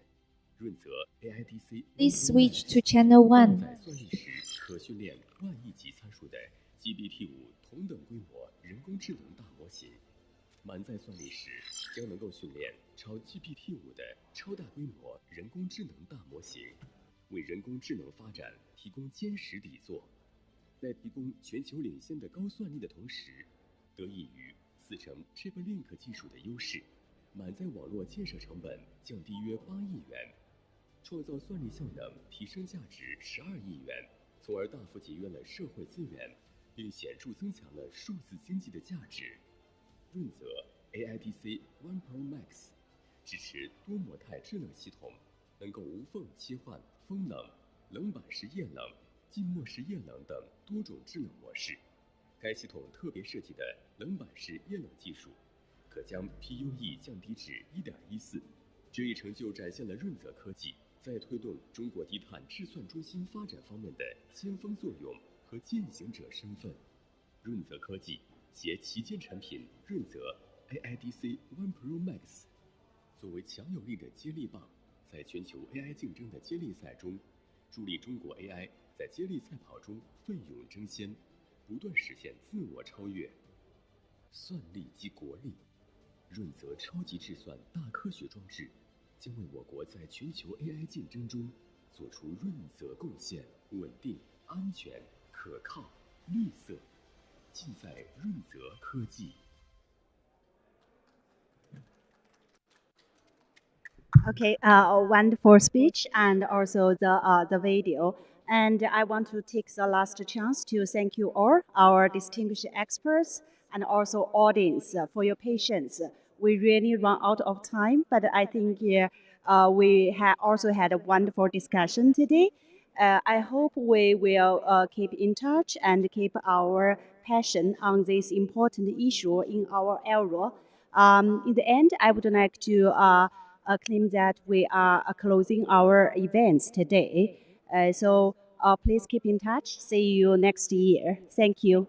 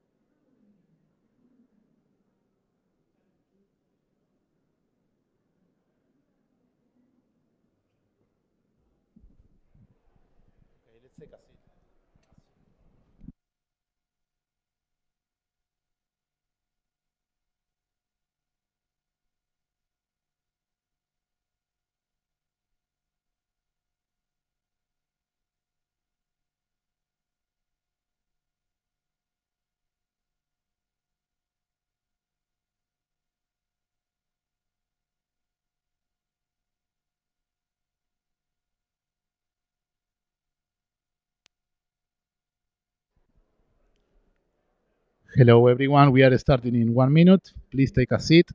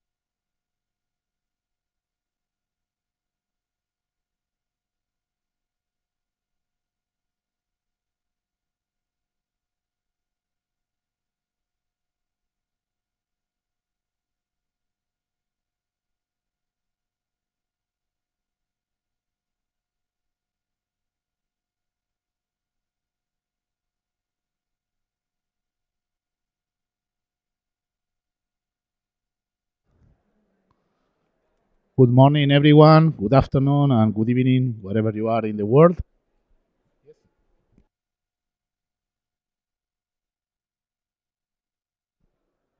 Let's proceed. Okay. Welcome to our session on quantum encryption, RPKI, that is Resource Public Infrastructure, and IoT, Internet of Things, security. We are going to tackle intersections on these future challenges. My name is Nicolas Fiumarelli. I came from a tiny country that is called Uruguay in South America. I am pleased to serve as the on-site moderator today. And assisting with the online engagement is Athanase Bahisiri, ensuring that both virtual and in-person participants are fully integrated in our discussions. The session will tackle three essential pillars for the future of the internet security. The first one is quantum security, which is redefining cryptographic protocols to withstand with the power of the quantum computing. Uh, just a note here, because this is the only one session about quantum computing in the entire IGF. As you may know, next year is called the year of the quantum because of the recent advancements on this technology from the different big tech giants around the world. So it's an important topic for us, and we needed to include it at the IGF. So the second topic will be on the RPKI, Resource Public Infrastructure, that is about securing the integrity of the internet routing, this protocol that is used for routing, that is BGP, Border Gateway Protocol. And finally, the third topic will be IoT security. We will address unique vulnerability of billions of interconnected devices worldwide. So it's a challenge, this session. So our objective is to examine the intersection of these three technologies, right? The challenges and the opportunities, particularly in shaping secure and inclusive digital ecosystems. So the format for today will include individual presentations for our expert panelists, each from each of the topics. And we are offering 15 minutes of deep insights into their areas of expertise. So following these initial presentations, we will open the floor for a 30 minutes discussion and questions and answers, where the idea is to address policy questions and take input from both on-site participants and virtual participants. And finally, our rapporteur, Yuk Desai, from the South Asian University, will summarize the session and share some insights about his research on the Internet Engineering Task Force mappings. So let me now introduce our speakers and the flow of the contributions. The first speaker is... Hi. First speaker... Hi. Okay, first speaker is Maria Luque. Maria Luque is an expert in technology foresight, corporate diplomacy, and quantum technologies. She is also the managing director of the Future of Literacy Group. She has extensive experience in creating cross-national innovation schemes to advance the integration of quantum technologies in strategic sectors. So Maria will begin the session with a presentation on cybersecurity for a quantum future, presenting a comprehensive vision of the place of quantum technologies in our shared future, highlighting development in post-quantum cryptography and quantum key distribution. So, Atanase, you can confirm that Maria is online? Okay. So, Maria, the floor is yours. She has a presentation to share, so maybe the technical team could help her to share screen.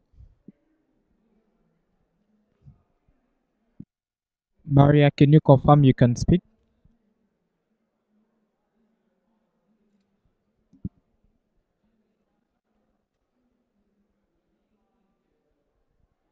Hello?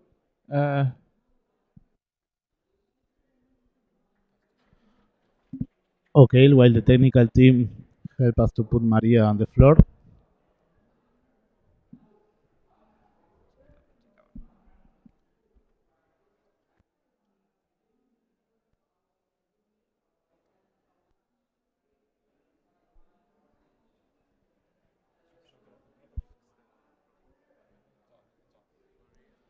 Okay, we are waiting for the presentation. Good afternoon. Can you hear me? Yes, we can hear you, but we cannot see you, either your presentation. So please wait some seconds, kindly. Start working on that.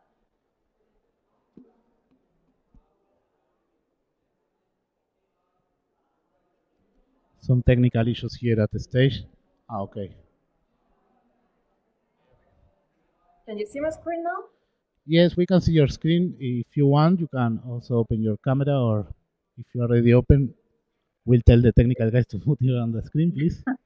Let me try that. First the presentation, then you can hear me, and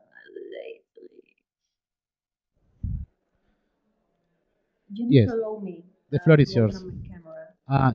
To allow her to open the camera.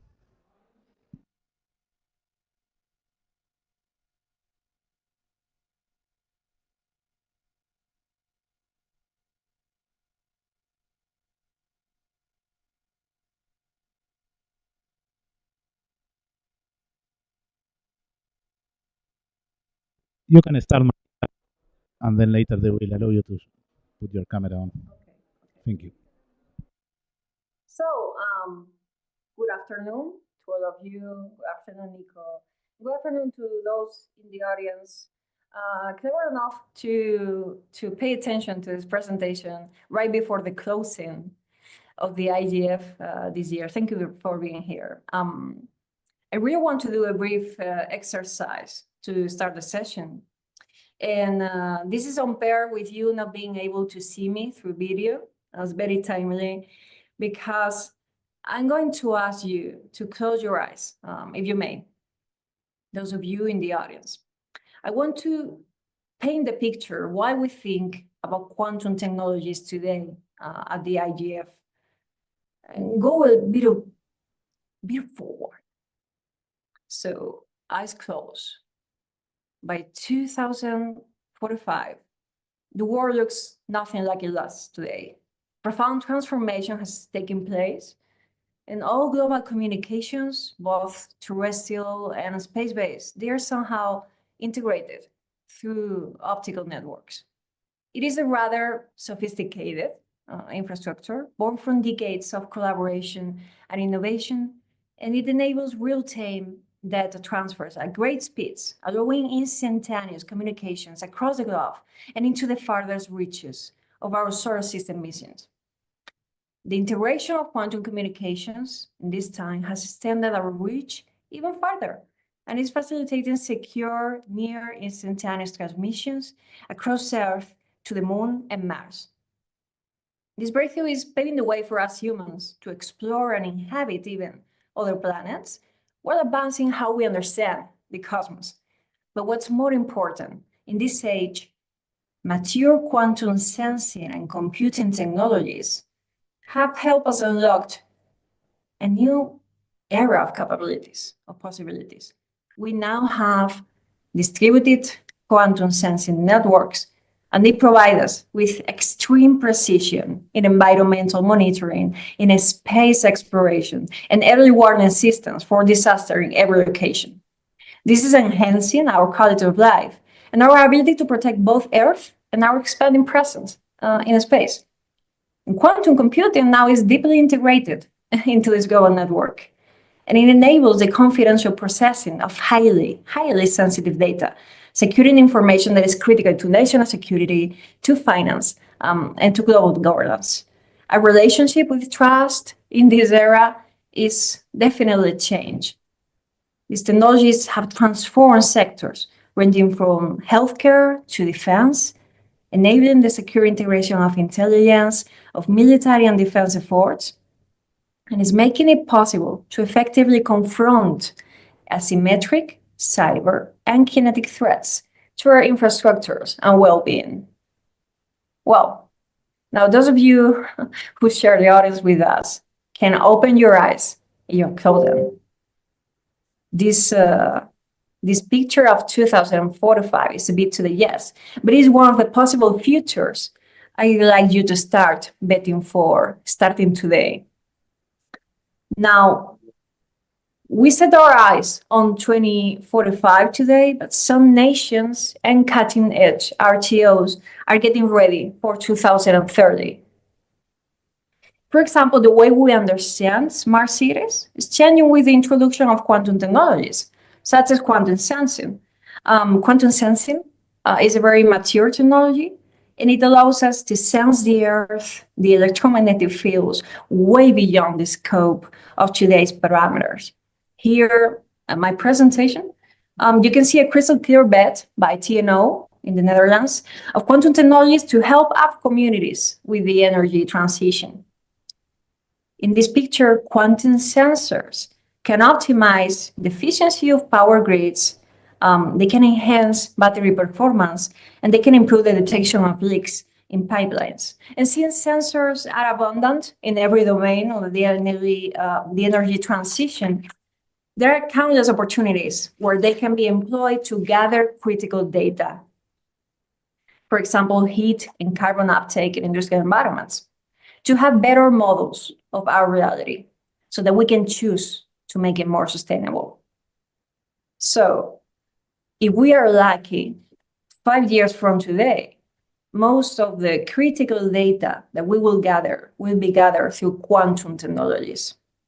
And to make that happen, quantum computing and all applications of quantum tech are precised. We mentioned applications for environmental and climate modeling, but we can also think of wearable IoT devices with a quantum sensor transmitting live and critical biomedical data from a soldier to a logistic base. This critical data will become increasingly valuable because it's either going to give us a competitive advantage for the industry, a strategic advantage, for example, for defense, or more quality of living, just as we saw. And this data is going to be needed to compute and craft the knowledge models of the future, as we all know that synthetic data is short-lived. So in a few words, the learning curve of future knowledge models, AI models, to compute solutions for the energy transition, for defense, for food security, depends on this high-quality data.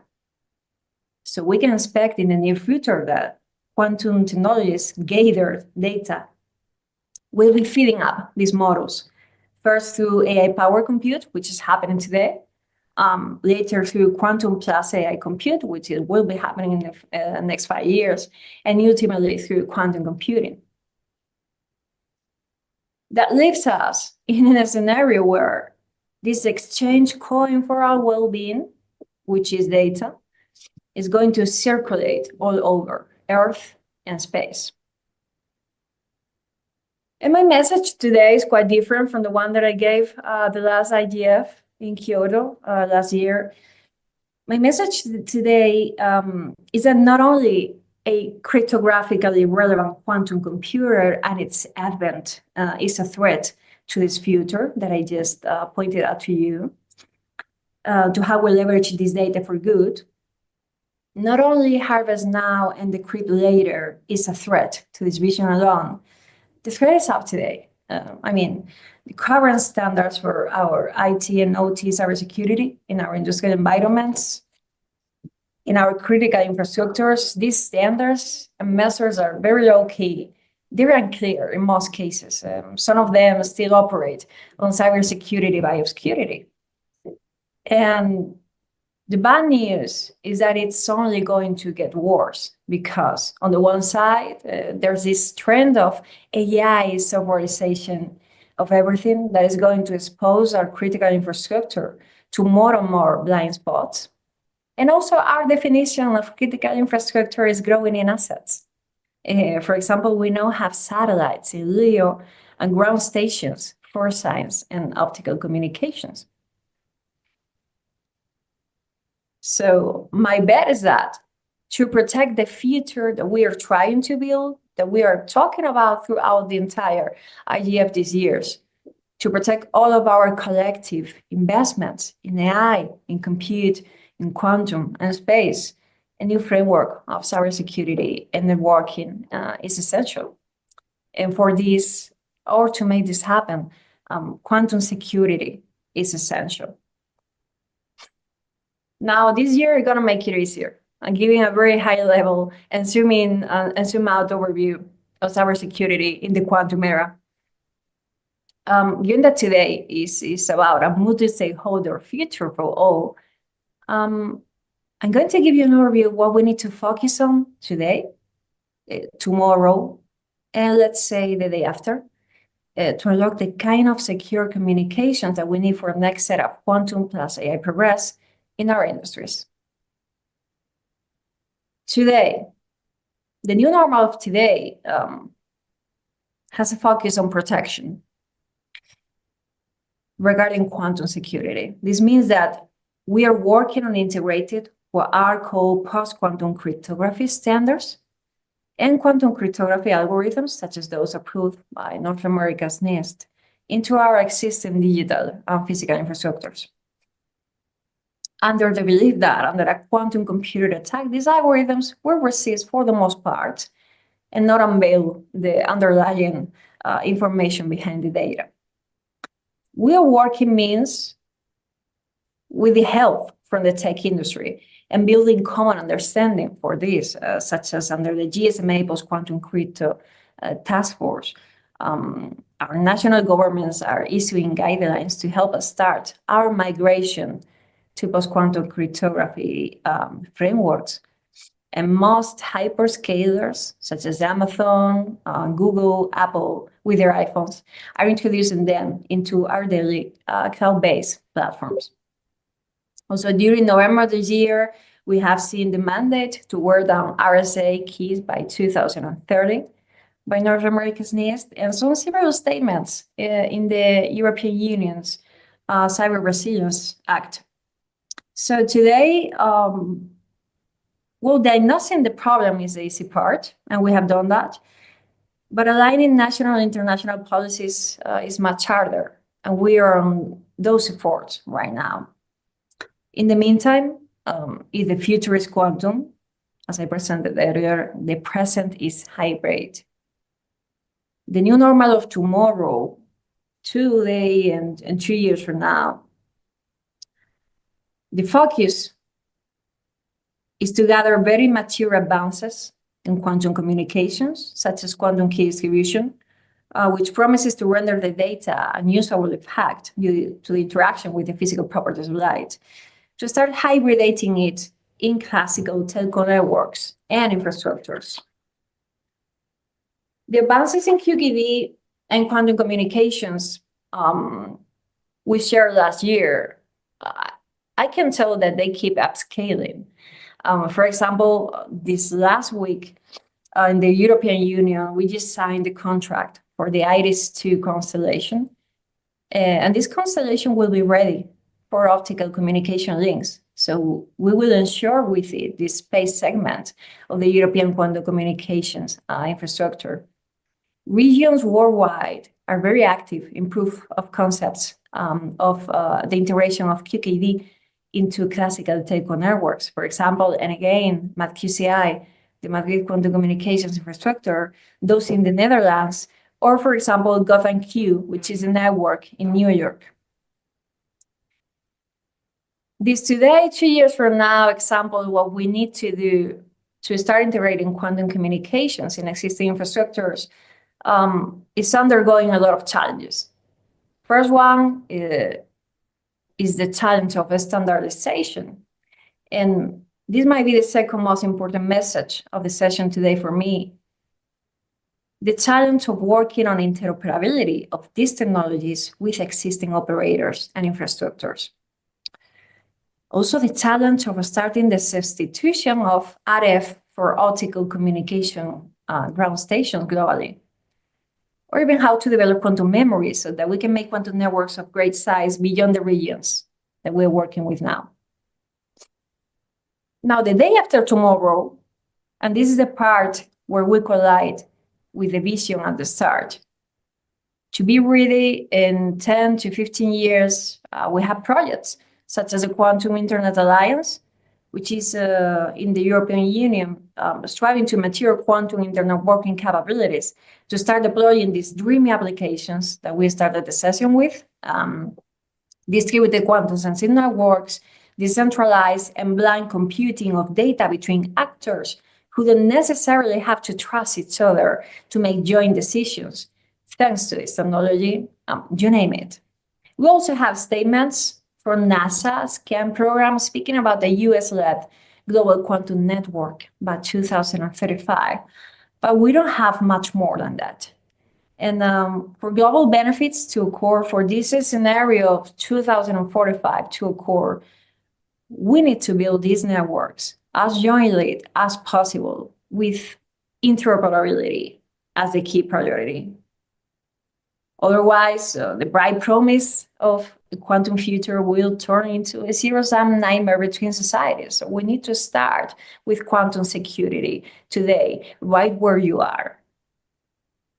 Remember that global investment in quantum reached 42 billion in 2024, and it's outpacing historical tech projects like the Polar project.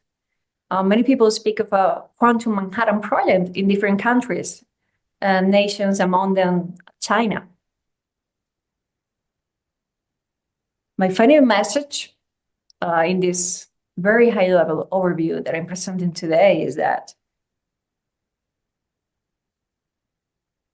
quantum gathered data is needed for all of the knowledge models that we want to advance with artificial intelligence and high-performance computation. In a very short time, we're going to deal with very sensitive data in our communication infrastructures and our critical infrastructures affecting us personally. So the time to start investing in quantum security is today, right where you are. Thank you so much, Maria. It was very clear. Your message, I think, is a huge moment we are having now in the era of the internet future. And it's important to see that the first approach is to have. I am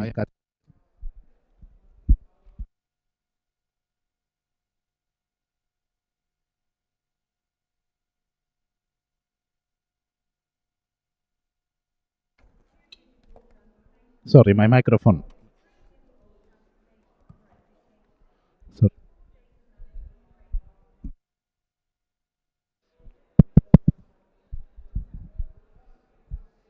Okay, can you hear me? Yes. Okay, sorry.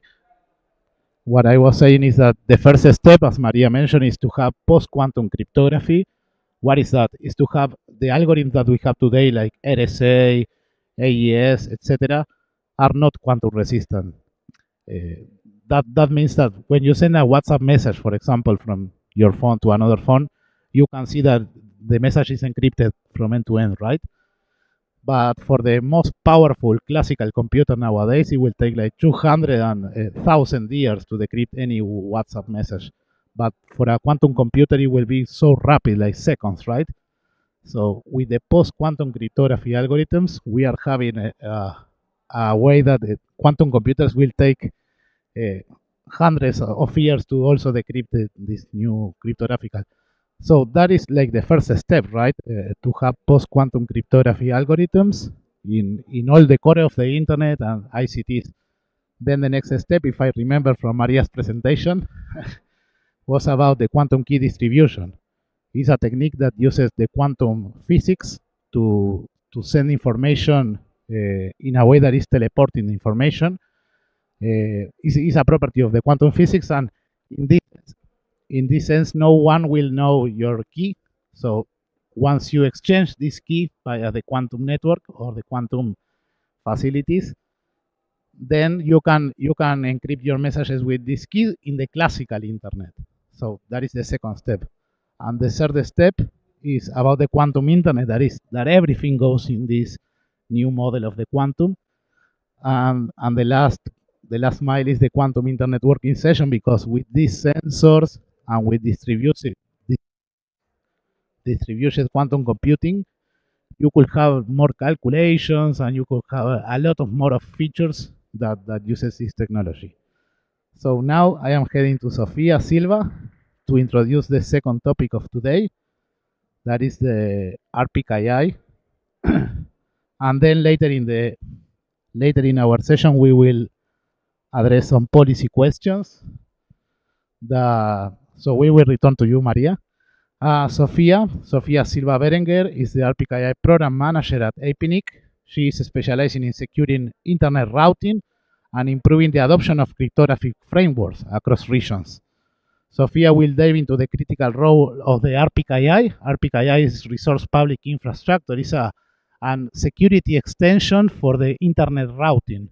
You know that the internet goes with packets, and these packets are being routed by something that is called autonomous systems. So Sofia will delve into the important critical role of the RPKI, explaining about route origin authorizations, that is a concept, route origin validation, that safeguard against route hijacks and misconfigurations.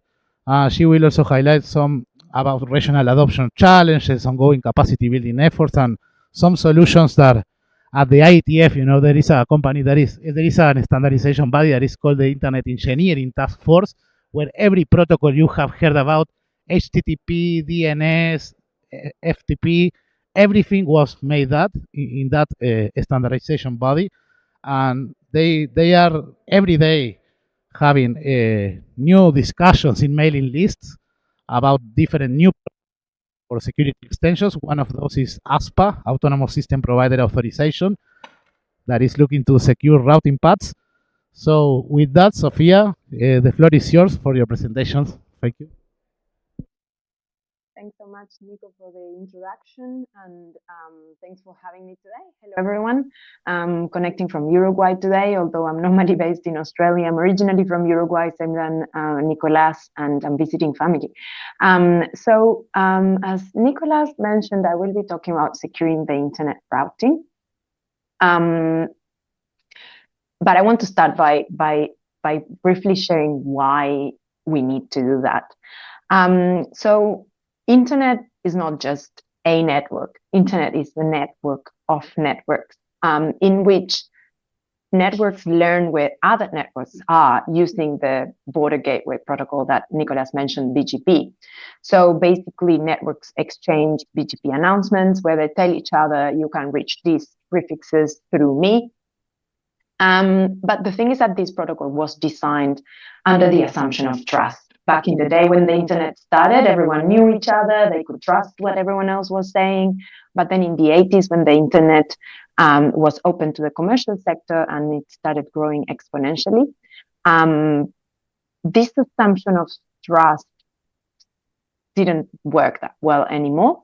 And it started to become clear that security needed to be addressed in some way. The problem was that the internet was already working. We could not just replace the routing protocol with a new one. So new layers had to be built on top of existing protocols. And RPKI was one of those layers to add security. So I will be talking a bit about RPKI today. So you may have heard about route hijack. And that's one of the incidents that can happen in the internet nowadays. In particular, back in 2008, there was a big incident where the Pakistan government instructed Pakistan Telecom to not allow traffic towards YouTube. And in trying to do that, there was an accident in the configuration where routes were leaked and went beyond Pakistan. The idea was to keep that local, but it went outside of the Pakistan borders and it caused an unavailability of YouTube for a little while. And that is just one big incident that made the news, but there have been other incidents that have been quite big and could have been avoided. So sometimes those incidents are malicious, are a proper attack, but in some cases, they are what we call fat fingers. So someone that mistyped something, for example, or in the case of YouTube and Pakistan Telecom was an error in configuration. And so I will be talking a bit more about adoption in a moment in a couple of my slides. But the good news is that incidents like that happened in 2008, there were a few back then that made the news and were quite big. But we hear less and less about those incidents in the news, and that's a good thing. So I'll tell you more why we're hearing more about that. So as I mentioned, RPKI is that layer of security that has been added on top of BGP, and how that works is that RPKI allows network operators to make statements of what are the routing intentions in terms of what is the origin autonomous system that is allowed to originate the prefixes that they are responsible for. And that is in the case of route origin authorization. Sorry, I kind of skipped a part. RPKI in general allows for statements on routing intentions that are cryptographically verifiable. In particular, the most popular type of object nowadays is route origin authorizations, that is to authorize a specific origin AS to originate a set of prefixes. And that is one side of RPKI, that is the creation of ROAS allows to make those statements. But then on the other side, someone needs to use that information. And so on the other side, what we call route origin validation is using the information in ROAS to decide what to do about BGP announcements. So what my very simple diagram in the slide is trying to show here is that when a router, that black thing in the middle, receives a BGP announcement, based on what they see in the RPKI system, based on the RPKI data, they can decide whether to use that BGP announcement to create a new entry in the routing table and learn maybe a new path, or if they just ignore it and discard that BGP announcement. So where are we on this journey to securing the internet routing? ROAS, this particular object type that, as I mentioned, is the most popular nowadays. It was standardized more than 10 years ago. And at first, like any technology, it took a little while for it to start being used. But as you can see, in the last 5 years or so, it has been more quickly being used. And these charts in particular are from NIST, from the US from the US government, and it shows the percentage of unique prefix origin pairs that are covered by ROAS. And you can see that for IPv4 and for IPv6, we are in a very similar situation right now, where it's 54% for IPv4, it's 60% for IPv6. But as I mentioned, creating ROAS is just one side of RPKI. The other side is using that information to do validation. And this is where it gets a bit tricky to answer the question where we are on the journey. And actually, I recently saw an article from RIPE Labs, the blog from one of the regional internet registries, that was talking about IPv6 adoption. I will be not talking about IPv6 today, but it mentioned Schrodinger's cat and how IPv6 exists in these like two states at the same time. And I feel that it's very similar with RPKI. Depending on who you ask, some people may tell you adoption of RPKI has been a success. Recently, there was an article from Job Snyders, who is very active in the technical community. He works for Fastly and was describing an incident that was kind of similar to the YouTube versus Pakistan Telecom incident that I mentioned. But this time, the incident didn't make the news. And that is because there was no real consequence or bad consequence of that incident because of RPKI. So in his article, he thinks that RPKI adoption is a success, and this is proof that RPKI works. But I've also seen presentations, for example, Jeff Houston, who some of you may have heard of, just recently presented about RPKI and DNSSEC, and from his perspective, he sometimes uses the expression even market failure. He believes RPKI should have been adopted much more quickly. So again, there's different measurement projects. So depending on where you look, you may find different stats, and depending on who you ask, the perception on whether we are at a good level of adoption or not may change. It's a bit subjective. But one of the projects is Rovista.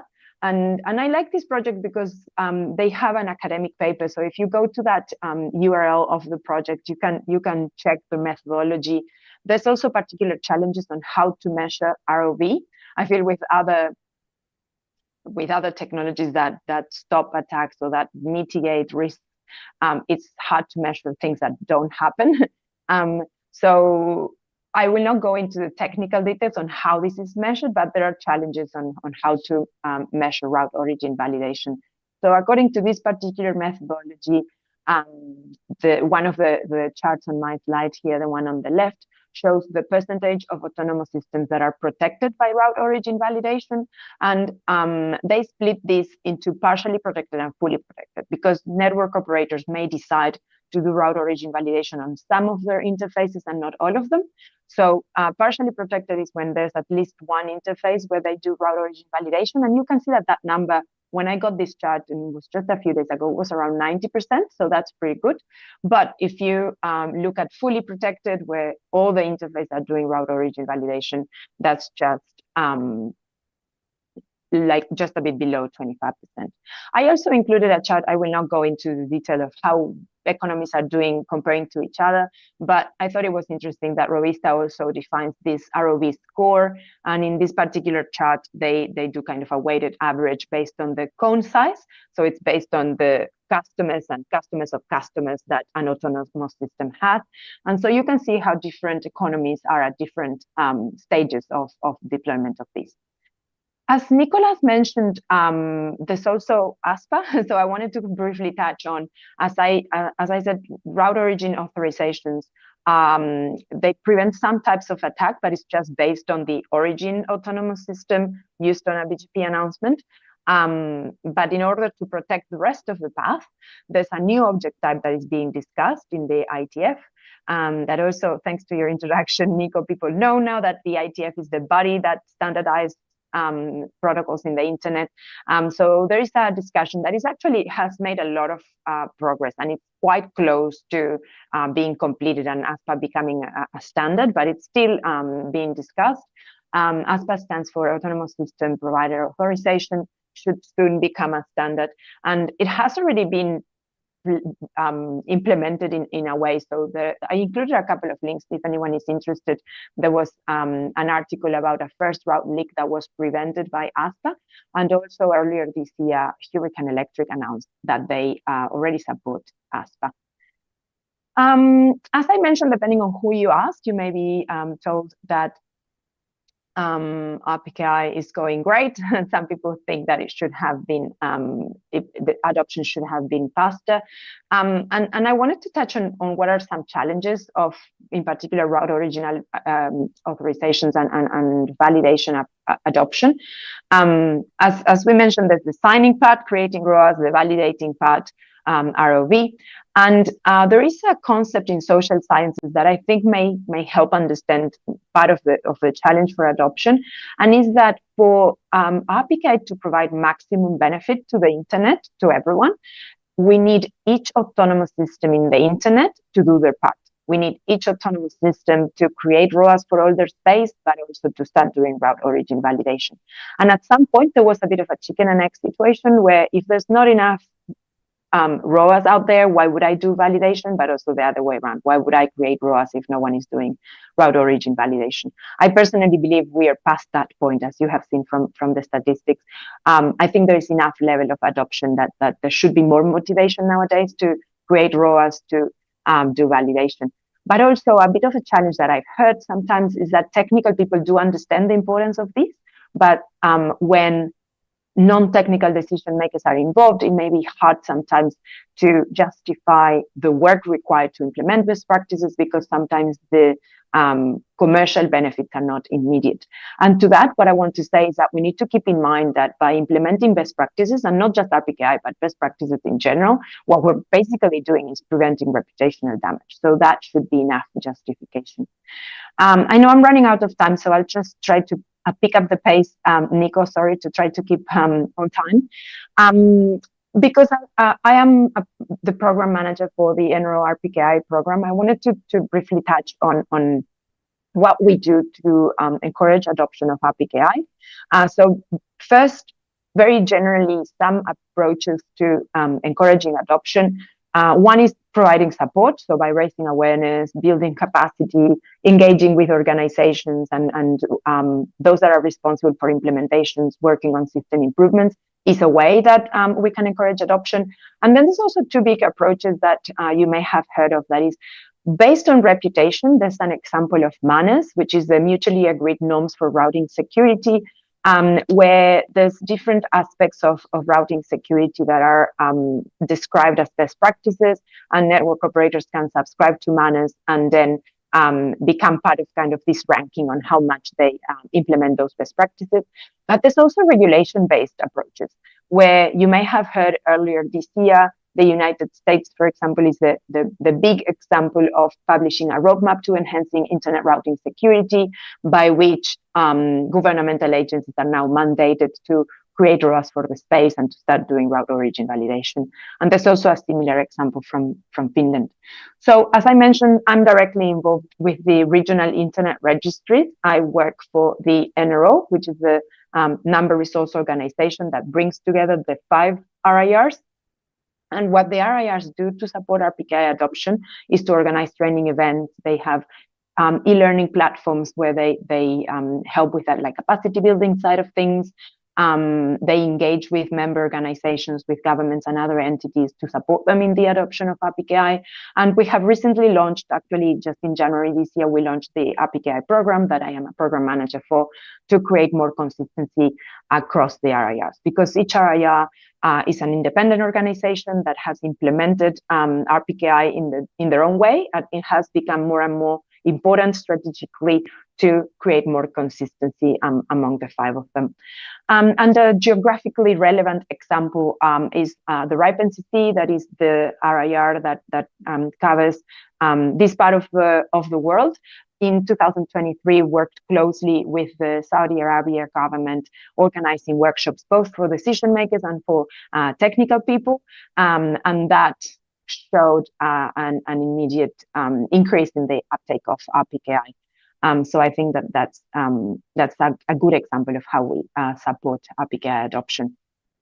As I mentioned, I'm the program manager for the NRO RPKI program, and what we want to do is to bring more consistency to the RPKI implementations of the 5 RIRs, but most importantly, we want to create this space of more structured coordination and collaboration. Historically, the RIRs do coordinate and collaborate, but for RPKI in particular, we wanted to create this like more structured with like clear priorities, and we have some specific objectives that we want to achieve in 2025.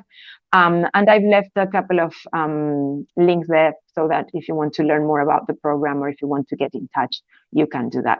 So in bringing my presentation to a close and trying to connect with the previous topic, that is quantum, I am no expert in quantum, but my reflection is, as I mentioned, the statements that we produce through RPKI rely on cryptography. They are cryptographically, we can validate them cryptographically.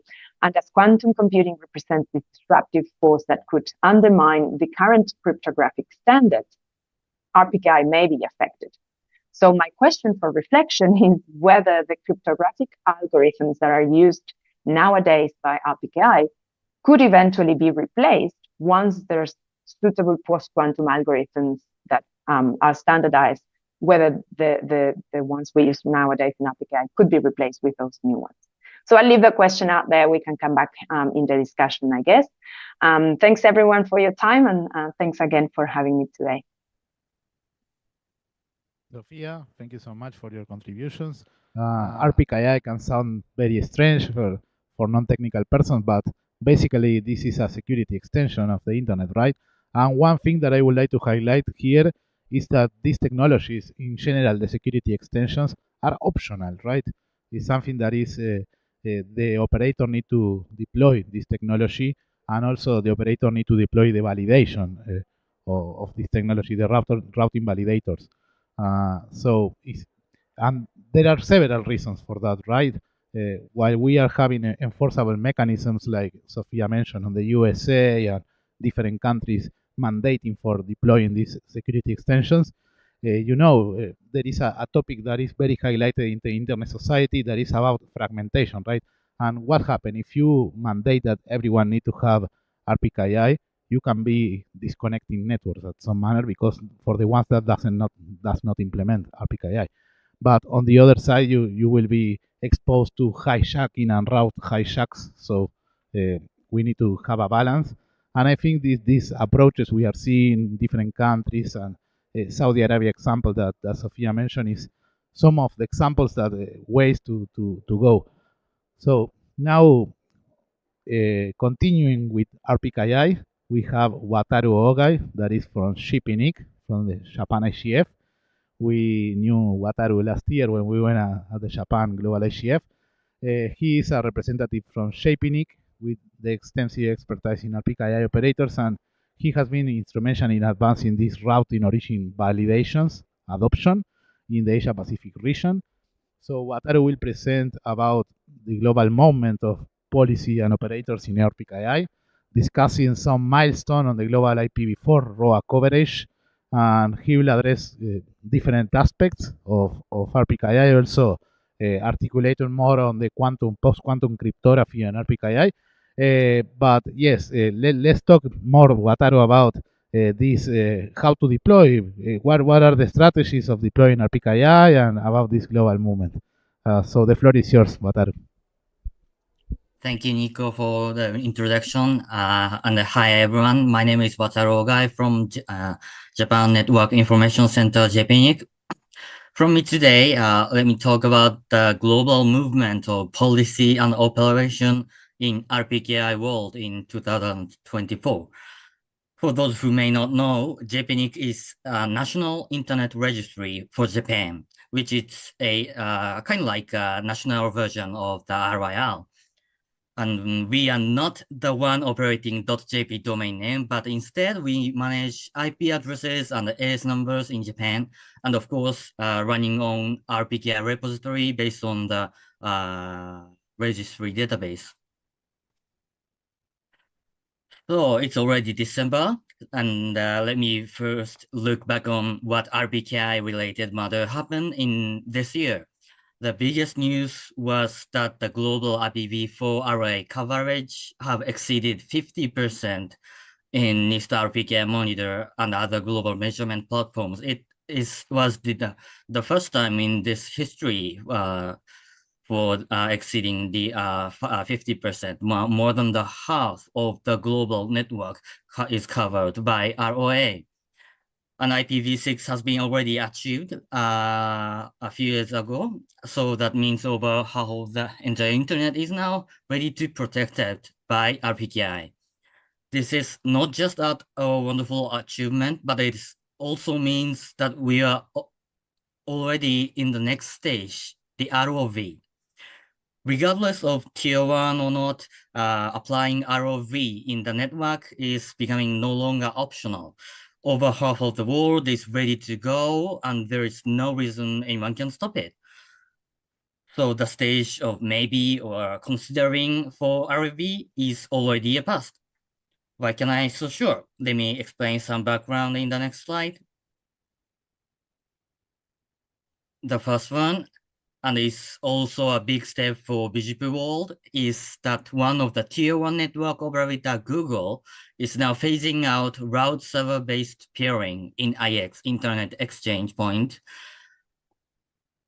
And moving forward for bilateral peering, direct peering strategy. This affects many networks who have been peering with Google via route servers to shift their peering plan, and also requires them to be RPKI ready. In Google's peering policy, there is no clear sentence for that, but they apparently requires ROA assurance for any direct bilateral peering network as the best current practice.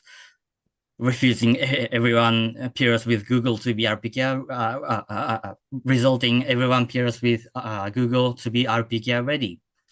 This could be an implication that the tier 1 networks like Google is now gearing up for full-scale ROV, and of course, Google and other big parties are already studying ROV in their networks. And the second background is the national security. We've talked about the importance of RPKI in private sector so far. The same thing can be also applied for the governments who wants to protect the whole environment of the country. The United States are considering seriously about ROV implementation mandatory, not only in the federal government organization, but also big companies in the country, business sectors for the national security. The US is not only a country, but some other countries are also presenting their interest on ROV this year. Thus, in some day, whether we like or not, some countries will force domestic companies to do ROV, but clearly the internet persons don't like governments to decide what we do or what we don't for security. So we should go do this by our own hands before they force us. So far, I've talked about what happened and what is going on. Then let's see what will happen or what could happen in the near future. The first bullet point there is a dedicated, decided future, as I talked. In near future, implementing ROV will be just one of the other normal operation, nothing special. Then the not found routes, which have no ROA for associating it, no RPKI ready routes will be vanished from the global routing entry. Of course, not to mention the valid invalid routes vanishing from the table. In the second bullet, there will be the operational challenges. As you may know, ROV is in fact not a predefined term like ROA. If you say we are doing ROV, you can handle invalid routes to be rejected, or give some lower local preference value so that they are not likely to be used for routing. That's it's your organizational matter, not a predefined matter. This year, we JPNIC, in collaboration with Japanese government authority and experts from private and academic sector, published an operational guidelines for both corporate executives and engineers with command by command reference, which I hope contribute to this situation, but it's still your choice. And another concern is SLAM. SLAM is a way to intentionally ignore the ROV results, some ROV results based on the other trust. Technically, if someone issued an invalid ROA by mistake, and you notice that the ROA and actual routes coming from BGP peer differs, you can just apply SLAM to ignore that operation failure. But how do you know if it's just an operational failure? Or how can you tell the incident from malicious attack or even the intended changes of network? We already have a technical protocol, SLAM, but we still in need of the operational policy. We are also facing the trust issue in the ROA itself. ROV validation is done based on what is written in ROA, so the trust in ROA is a considerably big issue. This year, one of the large network operators in the world, located in Spain, which is a ripe region, had their online account used to creating or modifying ROA taken by bad actor. And that bad actor modified their ROA so that the original routes advertised in BGP to be invalid in ROV result. The recovery took a few hours, and the rest of the world are forced to trust the forged ROA. The company already changed their password and recreated the genuine ROA after the incident, and RIPE also responded quickly to this incident, and they introduced two-factor authentication on their platform and passkeys, the newer authentication methodologies for their entire customer account in a few months to prevent further attacks. As I talked in previous slides, we have technology called SLAM, but handle this type of incident from the viewpoint of non-victimized networks, network operators, we still don't know when to apply SLAM. The current answer to this scenario is double-checking the information in several community mailing lists. However, I believe there is more sophisticated ways to be evolved. Let's move on to the brighter future now. And there is another technology based on RPKI, which is ASPA. Current ROA and ROV is basically just a matching of the IP address prefix and its originated AS. But as many of you may know, the internet, the BGP is consists of the exchanging route information. So there should be a certain path that the packet should go this network through this and through this like that. And ROA and ROV is not sufficient to do that. And currently, ASPA is finished the most standardization process in the IGF, and we are seeking for the implementation and actual operation. Post-quantum cryptography is another topic of this session. Yes, we are talking about post-quantum cryptography implementation in RPKI world. The current situation in PQC is like something that they can adapt after the actual compromisation to RSA or other algorithm happen by quantum computers.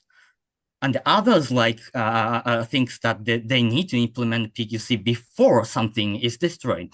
One key, I think, to end this binary trade-off is to implement quantum safe RPKI today, the day before the entire world is done in ROV implementation. So this is my last slide, and the ultimate question from me is that who can you trust? Why are they trustworthy? What mechanisms establish the necessary trust? Things is all about the trust. Cryptography, RPKI, PQC, the internet, everything is about the trust. We both policymakers and engineers are now required to collaborate to design flexible policies as a way to answer these questions. Thank you, and I'm giving it back to you, Nico. Thank you so much, Wataru. You made very interesting points. I was wondering why this could happen, right? That you have a password for accessing your RIR platform to create these route origin validations, and once ROV, it says the validators will go to validate your routes.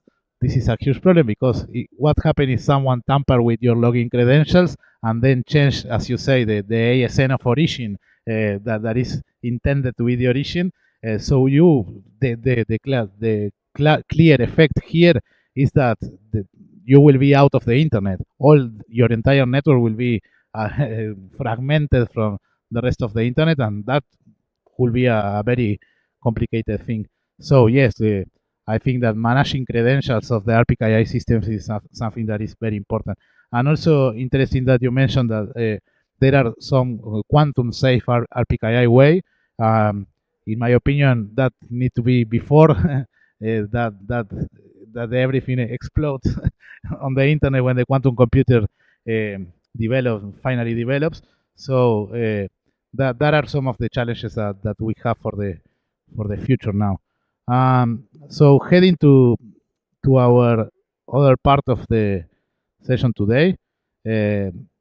Sadly, we some of our speaker, that is Sorina Cefa from UNECA, couldn't make it, but Atanase, that is with us here, will cover her part. The idea was to focus now. Now we have established about RPKI, about quantum computing, and we need to talk about how to integrate it in governance frameworks, right?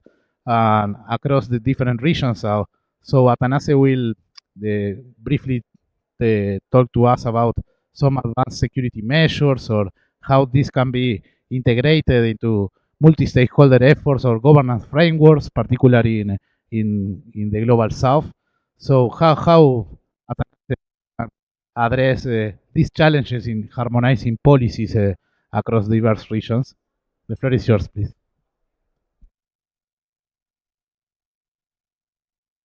Thank you so much, Nico.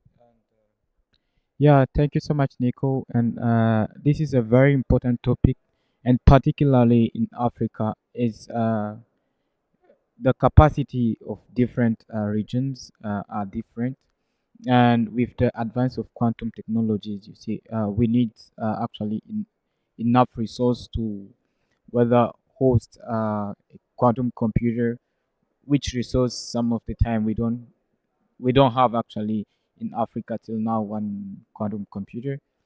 But the idea is that we should be proactive, and what Taro was talking about it again. We don't have to wait for till we will have the full capacity to start leveraging on this technology. And I'm going to share some of the great things that are being done in Africa in order to embrace actually these emerging technologies. One of the thing when you're talking about actually the measures that are being put in place, the UN Economic Commission for Africa, which is the ECA, has brought a program to build capacity of different governments in Africa when it comes to security measures. And in these security measures, we tend to go around some of the DNSSEC, which is very important, and how we can secure systems. And this at this level, we are building the capacity of the different governments so they can understand these stakes. But then we didn't manage to get to very technical aspects such as RPKR and quantum encryption, which I believe we should incorporate in these capacity building initiatives. We also have now like the manners, and what is happening with the manners is that it's voluntarily. So there is no obligatory measure that says to the ISPs that you need to implement the manners, and which is kind of giving it becoming challenging. And we have tried to discuss with the ISPs, and you see they will tell you that to deploy these technologies, it's additional resources and additional technical stuff, and some of the time we can see the emergent needs to for it now. That's why we put it for later. But then again, I'm emphasizing on that why we need to be proactive and start thinking, having an idea of the future when how we are developing our solutions, when we are securing our system. And when it comes to harmonization of policies, we many of the African countries are developing their cybersecurity policies and legislations, but not all of them have actually ready policies that are ready. In our country, we have a bill that is uh, actually being examined in the parliament, but yet we haven't seen a very much involvement of the technical community in country in the development of this. And we have a framework at the African level, but at the whereby technical community has had enough space to influence actually what is entering in this legislation. But at the country level, we haven't seen this much involvement of the technical community that actually has the capacity and the technical understanding. So that's why it's I believe it's very important to harmonize what is being done in country with the different the different aspects that are regional, the Africa level, or the different protocols that are being adopted by whether the ITF and extra level. But then again, our big challenge is resources. For our technical community to be able to keep the pace in the advancement of these technologies, the advancement of the cryptography, we need capacity, and some of the time they don't have capacity.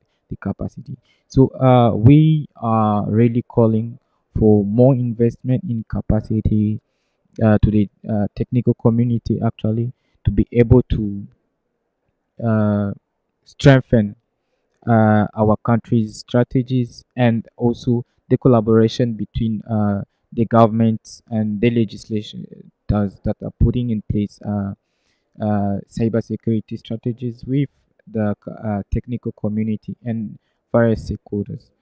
And there is also one thing I wanted to mention here when it comes to uh, the security measures we are having now. We tend not to take very seriously cryptography, as Wataru was giving examples, whereby putting in place two-factor authentication in your database and some other very little best practices. We are not adopting them. We are waiting for when it's like mandatory or it's like as a regulation to adopt it, what is not really a good practice, and it doesn't have that much in securing our system. So I believe it's time for us to embrace with our low resources, as we are still building our resources, but also to embrace the benefits that these technologies are bringing to us, embrace the best practices in security, and that will be really very helpful. And one other thing you ask, Nico, it's about capacity building in to ensure in equitable adoption of all these security protocols. There are some organizations that are working in capacity building in Africa. Like we have the Internet Society that has done a lot of workshop with policymakers, with IXP operators and ISPs for around the manners, the mutual agreed uh, security. And what is happening here is we have seen quite a, an increase in adoption of the manners after these capacity building initiatives. But I believe we need to do more this capacity building initiative sometimes doesn't touch those communities with very low operators who have very low capacity, who are managing very small network. So I believe we need to increase this capacity building initiative and go up to reaching the various actors who are into play in this. And that where comes into play the different stakeholders here. Uh, if the IETF has programs like this to build capacity, or other organizations, if they do have these initiatives, I believe Africa is very open to embrace and collaborate in order to all go together in these technologies that are coming very fast. I'm going to stop by here, Nico, and back to you. Thank you. Thank you so much, Atanase. You raised a lot of different points, very important ones. One thing to mention from my side is that in August this year, the National Institute of Standard and Technologies created 3 standards for the post-quantum cryptography that are Crystal Dilithium, Crystal Kyber, and Sphinx. Sorry for the technical words, but these algorithms are already prepared to be deployed. There are some challenges like the length of the key that is a little longer than the previous algorithms such as RSA and AES. But as the spokesperson from NIST said, there is no need to wait. We need to start deploying these standards now to be more on the proactive way, as Wataru said. And also, you mentioned, Atanasi, about the costs, right? I think that one of the main objectives maybe of the NRO RPKI program with having these unified global platforms, or I don't know, documentation or manuals on how to use these interfaces, sometimes provided by the RIRs or by the NRIRs like Shaping could help people have more capacity building on this. You know that the regional registries are doing the regional meetings every year, and they do tutorials about this and everything. But yes, I think that you also mentioned something important that is about the small and medium operators, these ISPs that some kind attend a low portion of population in isolated places. They could be being outside of these efforts, and maybe they are the ones that has not this RPKI prepared yet. So another thing that I want to mention is about the IoT, right? We missed also one of our speakers today, that is Joao, because he had a collision with other session. But what happened with the IoT? Internet of Things, is about these constrained devices that sometimes has constraints in battery, constraints in energy, so and also in memory. So these devices cannot rapidly implement this post-quantum cryptography that demands more and more power computation to do the encryption. So the IETF, that is the standardization body, is looking for lightweight protocols that could be post-quantum cryptography, as post-quantum resistant. I mean, that is something that we need to take a look of, because there are millions and billions of devices, IoT devices coming around, and if these devices are not fully protected, we will be in a very huge problem, right? So that is another thing to look for, to how to have a hybrid approach on post-quantum cryptography in the IoT. And now is the part of the session when we open the floor for questions for the on-site and online speakers here. Also, the panelists, if you have been, if you have something in your mind you want to also say after all this conversation, please, Atanase will be looking forward for the hands on the online and also the hands here on site. So we have at least 15 minutes for the Q&A part. So just go with this. I will give the floor then to Atanas to moderate this part of the Q&A.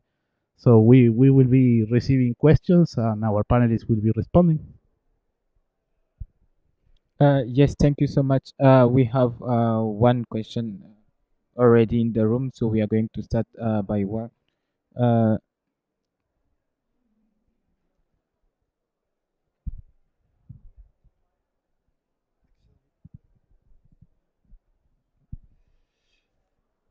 Good afternoon. My name is Wouter Natris. I'm a consultant in the Netherlands, but also here at the IGF as the consultant for the Dynamic Coalition on Internet Standards, Security and Safety. And what we've been doing in the past sort of, and are going to do in the near future, encompasses everything that we heard today.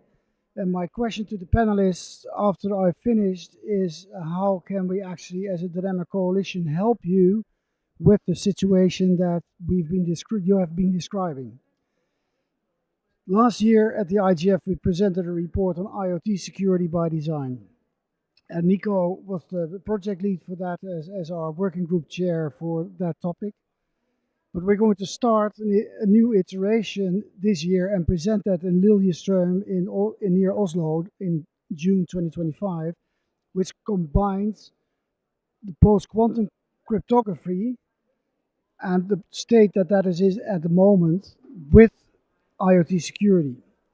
But what we're going to look in also is the societal implications when things go wrong, the political implications that go wrong, and a bit more that the people who lead it are better in voicing than me as coordinator. But fact is that we'll be looking at this comprehensively. And my final comment is on RPKI.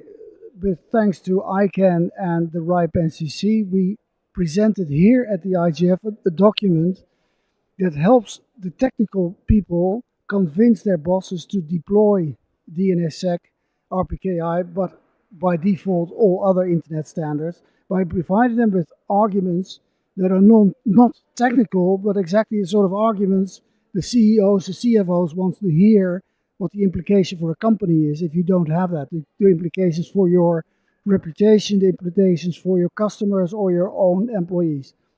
So that is what we produced this year. But what I would like to hear is what can you do with us? Because we invite you to join. You can go to our website, is3coalition.org. And I'm going to ask Nicolas to put it in the chat for me, please, our website. But also, what could we do for you? Because we want to be as relevant as possible. So that's an invitation, but also perhaps that some of the panelists can reflect on it.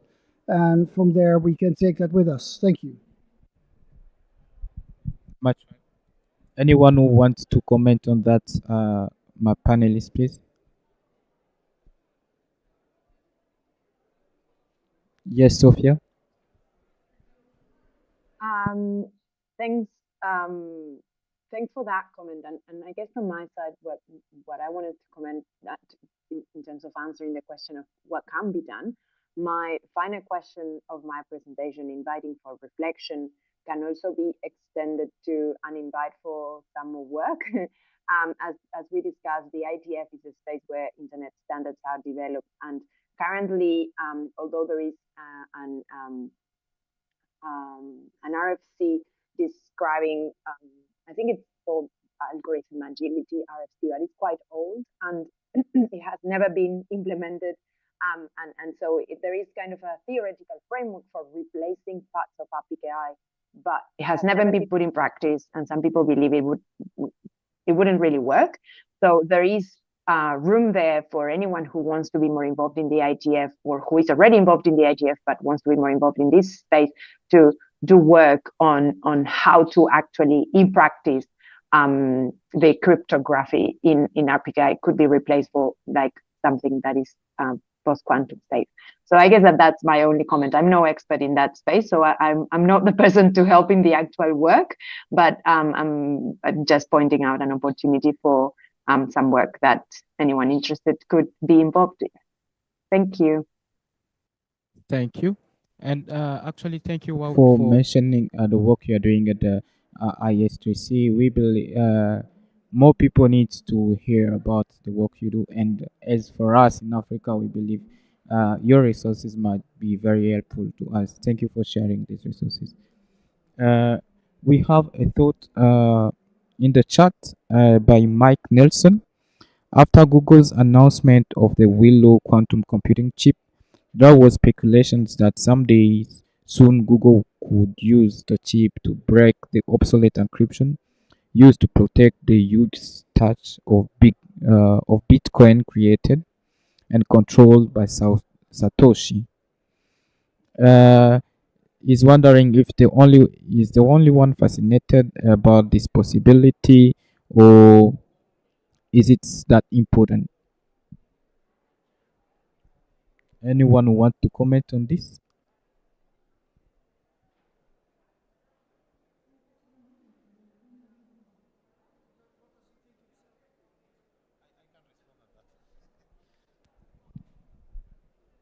Well, I think we didn't include a blockchain and Bitcoin at this session at this panel, but the blockchain is at risk as well, because if quantum computing can proceed, if you have like your public key from your wallet at the Bitcoin, you will definitely get your private key very instantly. So that means that you will have the money of that wallet. But yes, we are talking about a near future, right? Every day we see a new quantum development on the superconductors, on the different parts of the quantum chain. Also, there were some news recently about quantum annealing. That is a new technique. You don't need to have millions of qubits to perform the quantum computation now. With some thousands of qubits, and Google is close, right? They have this Google Sycamore with 1,000 qubits machine already happening. They cannot maintain the state of the photon a lot of time, but they are close to bridge these gaps. In my opinion, when people say 10 to 15 years, for me it's like 5 years. And I think that Maria stated very well in their graphic and statistics about this development. Just leaving with this to answer the question of the blockchain in that. Please, if you have another questions, I'll return to Atanase too. Yes, thank you. Nico, if you have any other question in the chat or in the Zoom room, you can raise your hand. We will give you the floor. In the room, do we have a question?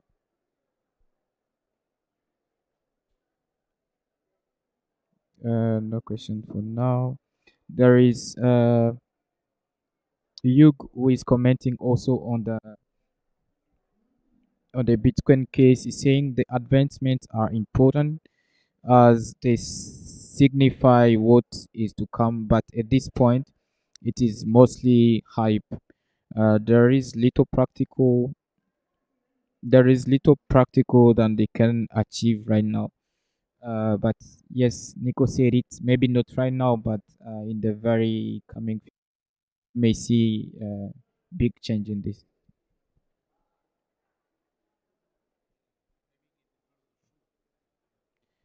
Yuk, do you want to take the floor and comment on this one?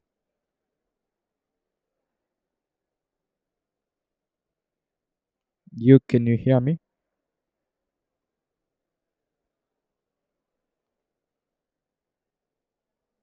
Yes, I see you unmuted.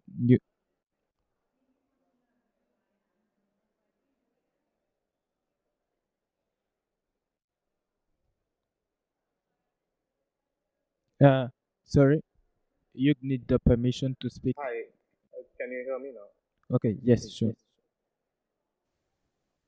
Yeah,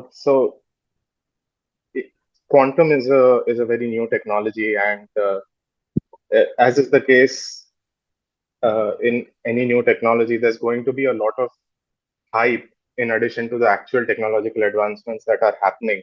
And it is important to separate the hype from what is real, because that is where the policy interventions will come from.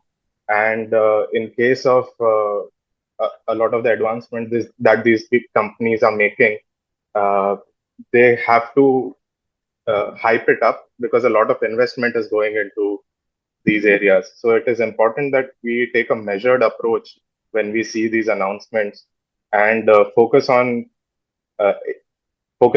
what the practical implications are, and take actions according to that.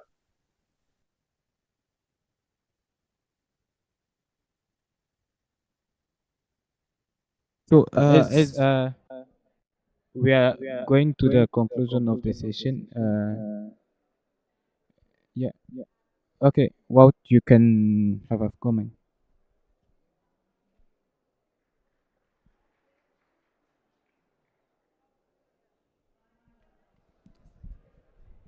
Yes, Wouter Natus again of IS3C. I have a question to Maria Luque that I just am reminded of myself. You are doing a lot of work on both quantum and on quantum computing, and we are going to do that as IS3C in the coming 6 months. Where do we supplement each other, or perhaps are we doing double work? What is your impression, and how can we potentially cooperate in the coming months? Thank you.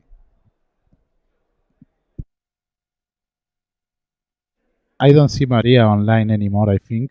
So I will translate this question to her. But I will like our rapporteur Hugh to also summarize on the key takeaways from our session because we are running out of time. Shaq will highlight on the topic discussed and actionable insights, and then we are going to conclude. Please, Shaq.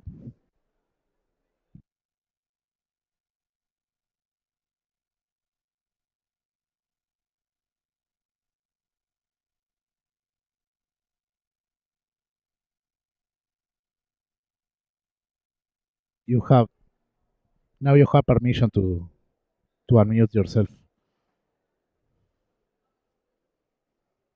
Okay, yes, thank you, Nicholas. So, what a fantastic session and great insights by our speakers that I'll try to quickly summarize so that we have good takeaways to take and think about from this session. So Maria started with the revolutionizing power of quantum technology, especially in fields of communication and sensing, which are relatively more mature technologies and have great potential in making precise measurements of the electromagnetic field, for instance. They have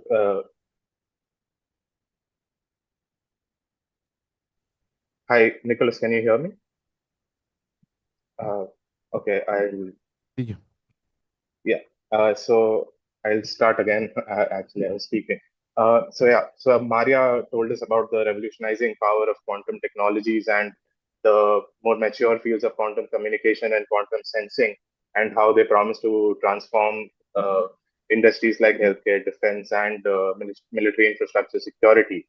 The critical challenge, of course, lies in uh, reaching cryptographically relevant quantum computers, which would threaten the current security frameworks that we have, especially in deployed industrial environments. The risk is also particularly acute as we begin to collect data using these quantum instruments and use them to advance AI and our existing knowledge models. The global response is already underway, and governments are already providing information on how to migrate to quantum secure technologies. Hyperscalers like Amazon and Google are already implementing quantum security in their platforms, and a lot of effort is also underway in making sure that the new technologies can integrate with existing technologies so that you don't have to create everything anew. Uh, the quantum, the investments in the quantum space are also at increasing year by year, and this is exactly the reason why we cannot wait in moving towards quantum secure technologies. Then we also had a very good discussion on RPKI and how the protocol, the BGP protocol, was was created with the assumption of trust, but we don't really live in that reality. So RPKI was created as a secure layer on top of BGP, and it has two key components: ROAs and ROVs. But the adoption has not exactly been heterogeneous. Is actually heterogeneous, not homogeneous across the world. And depending on who you ask, they will tell you that whether it is having the desired impact or not. The main challenge stems from the collective action problem, where networks need widespread adoption to see the benefits, creating this sort of a chicken and egg situation. Additionally, the non-technical decision makers often struggle to see to justify the investment that is needed in this transition. However, adopting RPKI is absolutely crucial, and many tier one ISPs are making this their priority. And in future soon, it will become important to have RPKI deployed to connect to some of these networks. Also, RPKI is also under threat from quantum computing because it uses cryptography that is vulnerable to potentially cryptographically relevant quantum computers. So we'll also need to work on making sure that RPKI also becomes quantum safe in the future. I also want to highlight what Athanasis mentioned about the situation in Africa and how capacity building is really important when we are trying to ensure security in this age of emerging internet technologies coming in and posing newer risks to security. The technical communities in Africa and global South alike need more resources to combat these emerging threats, and also more capacity building to make sure that the networks of the future remain secure. I will end at that. Thank you so much, you. And well, I would like to thank you. We are just in time to thank our distinguished panelists for the invaluable contributions they have made, and as well as all of you, both on site and online. And well, I think with today's session, we demonstrated the critical importance of collaboration in addressing different challenges and opportunities presented by these three technologies: quantum encryption, RPKI, and IoT security. I think that you at least will bring something to your home from all these learnings, and by exploring this intersection of technologies, I think we could be better prepared to secure our digital ecosystems of tomorrow. So hope you enjoy the rest of the IGF 2024. Thank you so much. Applause.